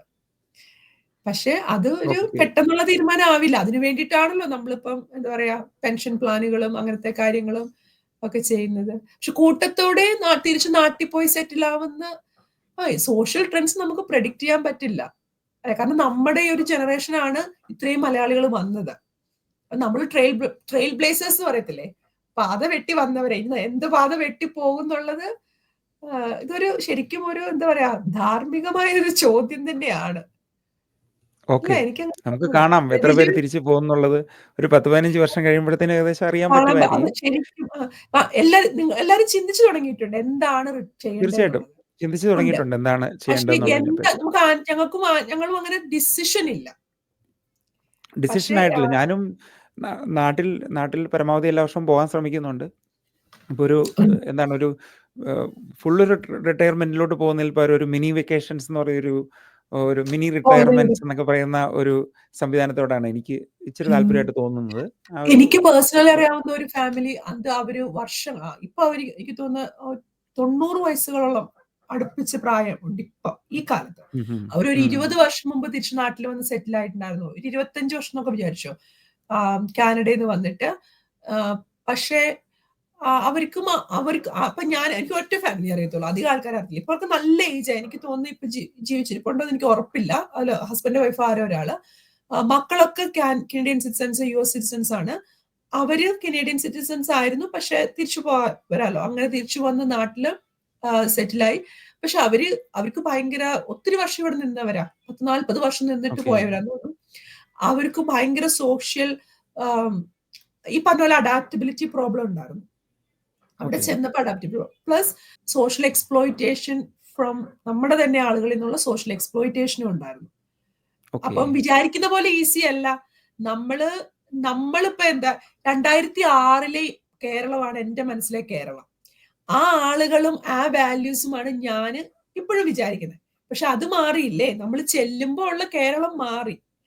നമ്മളെപ്പോഴും സാരി ഉടുത്ത് അങ്ങനെ ഒരു പഴയ ആ വാല്യൂസ് പിടിച്ചോണ്ടിരിക്കുകയാണ്. അത് മാറിയ കാര്യം നമ്മൾ അറിയുന്നില്ല. ഉണ്ട്, മീഡിയ വഴിയൊക്കെ കുറച്ച് അറിയുന്നുണ്ട്. പക്ഷെ സോഷ്യൽ എക്സ്പ്ലോയിറ്റേഷൻ ഈ പറഞ്ഞ പോലെ ചുറ്റുമുള്ളവർ കണ്ടമാനം എക്സ്പ്ലോയിറ്റ് ചെയ്യുന്നുണ്ടായിരുന്നു, സാമ്പത്തികമായിട്ടും അങ്ങനെ ഇങ്ങനെയൊക്കെ. അവർക്ക് അഡാപ്റ്റ് ചെയ്യാനും അത്ര പറ്റുന്നില്ല. ആ ഒരു നമ്മുടെ നാട്ടിൽ പറയത്തില്ലേ നാടൻ സായിപ്പ്, അങ്ങനെ പറഞ്ഞ ഒരു ഇതിലോട്ട് അവരെ അങ്ങ് ഉം. ടാഗ് ചെയ്യുക. അപ്പൊ എല്ലാവർക്കും 50 രൂപയ്ക്ക് മീൻ കൊടുക്കുമ്പോൾ അവർക്ക് 100 രൂപയ്ക്ക് മീൻ കൊടുക്കും. ഉം. എല്ലാവർക്കും ഓട്ടോയില് 50 രൂപയ്ക്ക് കൊണ്ടാക്കുമ്പോൾ അവർക്ക് 100 രൂപയ്ക്ക് കൊണ്ടാക്കും. അതൊരു സോഷ്യൽ എക്സ്പ്ലോയിറ്റേഷൻ ഉണ്ടായിരുന്നു. അപ്പം അതൊരു ബിസിനസ്. ആർക്കറിയാം 15 വർഷം കഴിഞ്ഞ് അതെ. കേരളത്തിലെ ഒരു ബിസിനസ് എന്ന് പറഞ്ഞാല് പ്രവാസികളെ പുനരധിവസിപ്പിക്കുന്ന ഒരു ബിസിനസ് ആവുമോ എന്ന് നമുക്ക് പറയാൻ പറ്റില്ല. അതെ. അതിലോട്ട് ഇപ്പോൾ വന്നിട്ടുണ്ട്. ഇപ്പോൾ ഒത്തിരി പ്രൊജക്ട്സുകൾ വന്നിട്ടുണ്ട്. അത് നല്ല കാര്യമാണ്. പ്രത്യേകിച്ചും പേരൻറ്സ് നാട്ടിൽ തന്നെയുള്ളവർക്കൊരു ഹെൽപ്പാണത്. കുട്ടികളൊക്കെ ഇങ്ങോട്ട് പോന്നിട്ടുള്ളവർക്ക്. പക്ഷേ ആ ഹോംസ് എല്ലാം ഇനി ടാർഗറ്റ് ചെയ്യുന്നത് തീർച്ചയായിട്ടും നമ്മളെപ്പോലുള്ളവരെ തന്നെയായിരിക്കും. അങ്ങോട്ട് കുറച്ച് കഴിയുമ്പോഴത്തേക്ക്. അവര് അത് തിരിച്ചു വരുമെന്നുള്ള പ്രതീക്ഷയില്. പക്ഷേ ഇതൊരു നമുക്ക് ഒത്തിരി ധാരണ പ്ലാനുകളുണ്ട്. ശരിക്കും അത് പിന്നീട് ഞങ്ങൾക്ക് തീരുമാനിക്കാം. തീർച്ചയായിട്ടും. അത്. പക്ഷെ നമ്മള് എവിടെ ഏറ്റവും നമ്മളെപ്പോഴും പില്ലേഴ്സ് നോക്കില്ലേ? പില്ലർ എന്ന് പറയുന്നത് മണി വേണം. നാട്ടില് പോയാലും ഇപ്പം മണി വേണം. ഇവിടെ റിട്ടയർ ആയാലും നമുക്ക് മണി വേണം. അപ്പം ജോലി എടുക്കണം. അതൊരു സ്ത്രീകളും ഈ പ്രവാസി ഫാമിലികളിലാണെങ്കിലും രണ്ടുപേരും ജോലി എടുക്കുന്നതിന്റെ ഒരു ഇമ്പോർട്ടൻസ് എന്ന് പറഞ്ഞാല് ഈ പെൻഷൻ പെൻഷൻ ആയി കഴിയുമ്പോൾ ഉള്ള ലൈഫ് ഇതേ ലെവലിൽ ജീവിക്കണമെങ്കിൽ ഉള്ള ഒരു കാര്യം നമ്മൾ ചിന്തിക്കുന്നില്ല. നമ്മൾ ആ ഒരു അത് ചിന്തിച്ചു വരുന്നുള്ളൂ ആളുകള്. അതെ. നമ്മള് ഫസ്റ്റ് ജനറേഷൻ അല്ലേ. അതെ.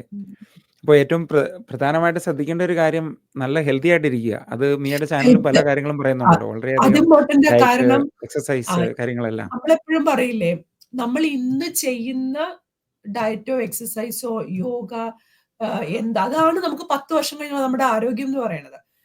അന്നിപ്പം ബിജു സർജുന് അറിയത്തില്ല, മുന്നേ കാലത്ത് 60 വയസ്സൊക്കെ ആയിക്കഴിഞ്ഞ ആളുകൾ നമ്മുടെ പാരന്റ്സ്, അങ്കിൾമാർ, ആന്റിമാർ പണ്ട് 60 വയസ്സായി, അവർക്ക് വയസ്സായി, പെൻഷൻ പറ്റില്ല. 56 വയസ്സിൽ അന്ന് പെൻഷൻ പറ്റിയ 56 വയസ്സിൽ പെൻഷൻ പറ്റിയ ആൾക്ക് പിന്നെ വയസ്സിന്നുള്ള രീതിയിലോട്ട് പോയി. പക്ഷെ ഇപ്പൊ എന്ന് പറഞ്ഞാൽ 60 വയസ്സൊരു വയസ്സല്ല. നമ്മുടെയൊക്കെ കൂട്ടത്തിലുണ്ട് 65 വയസ്സും 66 വയസ്സിലൊക്കെ ഹൈ പെർഫോമേഴ്സ് ആയിട്ടുള്ളവര് അല്ലേ. അന്നേരം നമ്മൾ ഓർത്ത് നോക്കിയേ, നമുക്ക് വയ്യ, ജോയിന്റ് വയ്യ, എടുക്കാൻ വയ്യ, നടക്കാൻ വയ്യ എന്നുള്ളതാണെങ്കിൽ ഒരു ബുദ്ധിമുട്ടാണ്. 82 വയസ്സാണ് ആവറേജ് ഏജ് എന്നല്ലേ ഇപ്പൊ പറയണത്. മാറിയെന്നാ പറയുന്നത്. ഇപ്പം അങ്ങനെയുള്ള കാര്യങ്ങളൊക്കെ ശ്രദ്ധിച്ചു കഴിയുമ്പോഴേക്കും എന്താണ് നമ്മുടെ റിട്ടയർമെന്റ് ഒത്തിരി മാറ്റങ്ങൾ വരും. നമ്മൾ മുന്നോട്ട് വന്ന് കഴിയുമ്പോഴേക്കും നമ്മളിപ്പം ചിന്തിക്കുന്ന കാര്യമേ അല്ല. എനിക്ക് തോന്നുന്നു കൂടുതൽ പ്രൊഡക്റ്റീവായിട്ട് നമ്മൾ ഓരോ ദിവസവും മുന്നോട്ട് പോവുക. അതിനുവേണ്ടി മിയയുടെ ചാനലാണെങ്കിലും എല്ലാവർക്കും ഒരു ഹോബി വേണ്ടതിൻ്റെ ആവശ്യകതയും കാര്യങ്ങളും ഒക്കെ പറയുന്നുണ്ടല്ലോ പല സമയങ്ങളിലും. അതിലിപ്പം റിട്ടയർമെന്റ് ഒക്കെ ആകുമ്പോഴേക്കും ഈ കുറച്ചു മുമ്പേ പറഞ്ഞ പോലെ നമ്മളിപ്പം നല്ല ടോപ്പിലിരിക്കുന്നു. അത് ആ പൊസിഷൻസ് ഒക്കെ കഴിഞ്ഞ് കഴിയുമ്പോഴേക്കും നമുക്ക് എന്തെങ്കിലും ചെയ്യാൻ, നമ്മുടെ ടൈമൊക്കെ സ്പെൻഡ് ചെയ്യാൻ വേണ്ടി എന്തെങ്കിലും കാര്യങ്ങളൊക്കെ വേണം. ഞാൻ പേഴ്സണലായിട്ട് ഞാൻ ഇവിടെ ഒരു ലോക്കൽ ഓർക്കസ്ട്രയിൽ പോകുന്നുണ്ട്. എൻ്റെ പിള്ളേരും ഞങ്ങളെല്ലാവരും കൂടെ പോകുന്നത്. അവിടെ ഇൻസ്ട്രുമെന്റ് വായിക്കാനൊക്കെ പോകുന്നുണ്ട്. അപ്പോൾ അങ്ങനെ അവിടെ ചെല്ലുമ്പോഴും ഒത്തിരി ആളുകളുണ്ട്. അങ്ങനെ അവർ 80 വയസ്സിൽ അല്ലെ 60 വയസ്സിൽ വയലിൻ പഠിക്കാൻ വരുന്നവരുണ്ട്. അത് കഴിഞ്ഞിട്ട് അത് പെർഫോം ചെയ്യാൻ വേണ്ടി വരുന്നുണ്ട്. പുതിയ ലാംഗ്വേജസ് പഠിക്കുന്നുണ്ട്. കാരണം നമ്മുടെ നമ്മൾ ബ്രെയിൻ ചെയ്യണമെന്ന് ഇങ്ങനെ തോന്നും. ഡെവലപ്പ്, ബ്രെയിനിനെ സ്റ്റിമുലേറ്റ് ചെയ്തുകൊണ്ടേ ഇരിക്കുമ്പോഴത്തേക്കിനുള്ള ആ ഒരു വ്യത്യാസമാണ്. അതെ. അപ്പോൾ ഒത്തിരി കാര്യങ്ങൾ നമ്മൾ ഡിസ്കസ് ചെയ്തു. പല കാര്യങ്ങളും എന്താണ് റാൻഡമായിട്ട് പല നല്ല സ്റ്റോറീസും ഇതിൻ്റെ അകത്ത് നിന്ന് കിട്ടി. പിന്നെ നമുക്ക് പ്രൊഡക്റ്റീവായിട്ടുള്ള പല കാര്യങ്ങളും ചർച്ച ചെയ്തു. അങ്ങനെ ഒരു നല്ല അവറായിരുന്നു. പിന്നെ എന്തായാലും എന്നെ വിളിച്ചതിന് താങ്ക് യു സോ മച്ച്. ഇങ്ങനെ ഞാൻ ചാനൽ കാണാറുണ്ട്, വീഡിയോസ് ഒക്കെ. പക്ഷെ ഒരിക്കലും വിചാരിച്ചില്ല നമ്മുടെ ഒരു കോമൺ നിഷ് അല്ലാത്തത് കൊണ്ട് ഒരു കൊളാബറേഷൻ ഒക്കെ സംഭവിക്കും. പക്ഷെ എന്തായാലും കുറെ കാര്യങ്ങൾ പറയാൻ വേണ്ടി പറ്റി, സംസാരിക്കാനൊക്കെ. ഓക്കെ. ഇനിയിപ്പം നമ്മുടെ ഓഡിയൻസിനോട് പറയാനുള്ള കാര്യം, നമ്മൾ പ്രത്യേകിച്ച് അമ്മമാര്, പിന്നെ ന്യൂലി വെഡഡ് ആയിട്ട് ഇവിടെ വന്നിട്ടുള്ളവരെ എല്ലാവരും മിയയുടെ ചാനൽ കാണുക തീർച്ചയായിട്ടും. അതിൽ ഒത്തിരി ഇൻഫർമേഷൻസ് ഉണ്ട്. നിങ്ങൾക്ക് കാണാൻ പറ്റുന്ന പല കാര്യങ്ങളും, അതായത് കാനഡയിലെ ലൈഫ് അടുത്തറിയാൻ പറ്റിയൊരു ചാനൽ തന്നെയാണ് അല്ലേ മിയ അത്. നമ്മള് പ്രത്യേകിച്ചും ഡെയിലി വ്ലോഗ് റൊട്ടീൻസ് സ്റ്റൈലാ. ഒക്കെ നോക്കുവാണെങ്കിൽ ഓൺലൈൻ സ്റ്റൈൽ ചാനലാണ് ഡേ ഇൻ മൈ ലൈഫ് അതെ 15 അതെ ഇടയ്ക്ക് സിറ്റ് ഡൗൺ. പക്ഷെ നമ്മുടെ ലൈഫ് കുറച്ച് ഒരു അതെ അതെ വർക്കിംഗ് മദറിന്റെ ലൈഫ് എന്നുള്ള രീതിയിലാണ് ഞാൻ ഷെയർ ചെയ്യുന്നത്. പക്ഷെ അതെ ഒത്തിരി പേര് പറയാറുണ്ട്, ചേച്ചി ഞാൻ വർക്കിംഗ് മദർ അല്ല, പക്ഷെ ഞാൻ ബിസി മദർ ആണ്, ചേച്ചിയുടെ ചാനൽ കാണാറുണ്ട്. അപ്പൊ അമ്മമാർക്ക് ഒക്കെ റിലേറ്റ് ചെയ്യാൻ പറ്റുന്ന കണ്ടന്റ് ഉള്ള ഒരു ചാനലാണ്. ഓക്കെ. അപ്പോൾ എല്ലാവരും ചാനൽ കാണാൻ വേണ്ടി മറക്കണ്ട. അതോടൊപ്പം തന്നെ മിയയുടെ ചാനലും സബ്സ്ക്രൈബ് ചെയ്യുക. അങ്ങനെ നമുക്കൊരു ഒറ്റ കമ്മ്യൂണിറ്റി ആയിട്ട് വളരാം തീർച്ചയായിട്ടും. അപ്പം ഒത്തിരി സന്തോഷം ചാനൽ വന്നതിൽ. പിന്നെ മക്കളോട് ഹസ്ബൻഡിനോടൊക്കെ അന്വേഷണം പറയുക. Okay, thank you so much. ശരി എന്നാ. ഓക്കെ.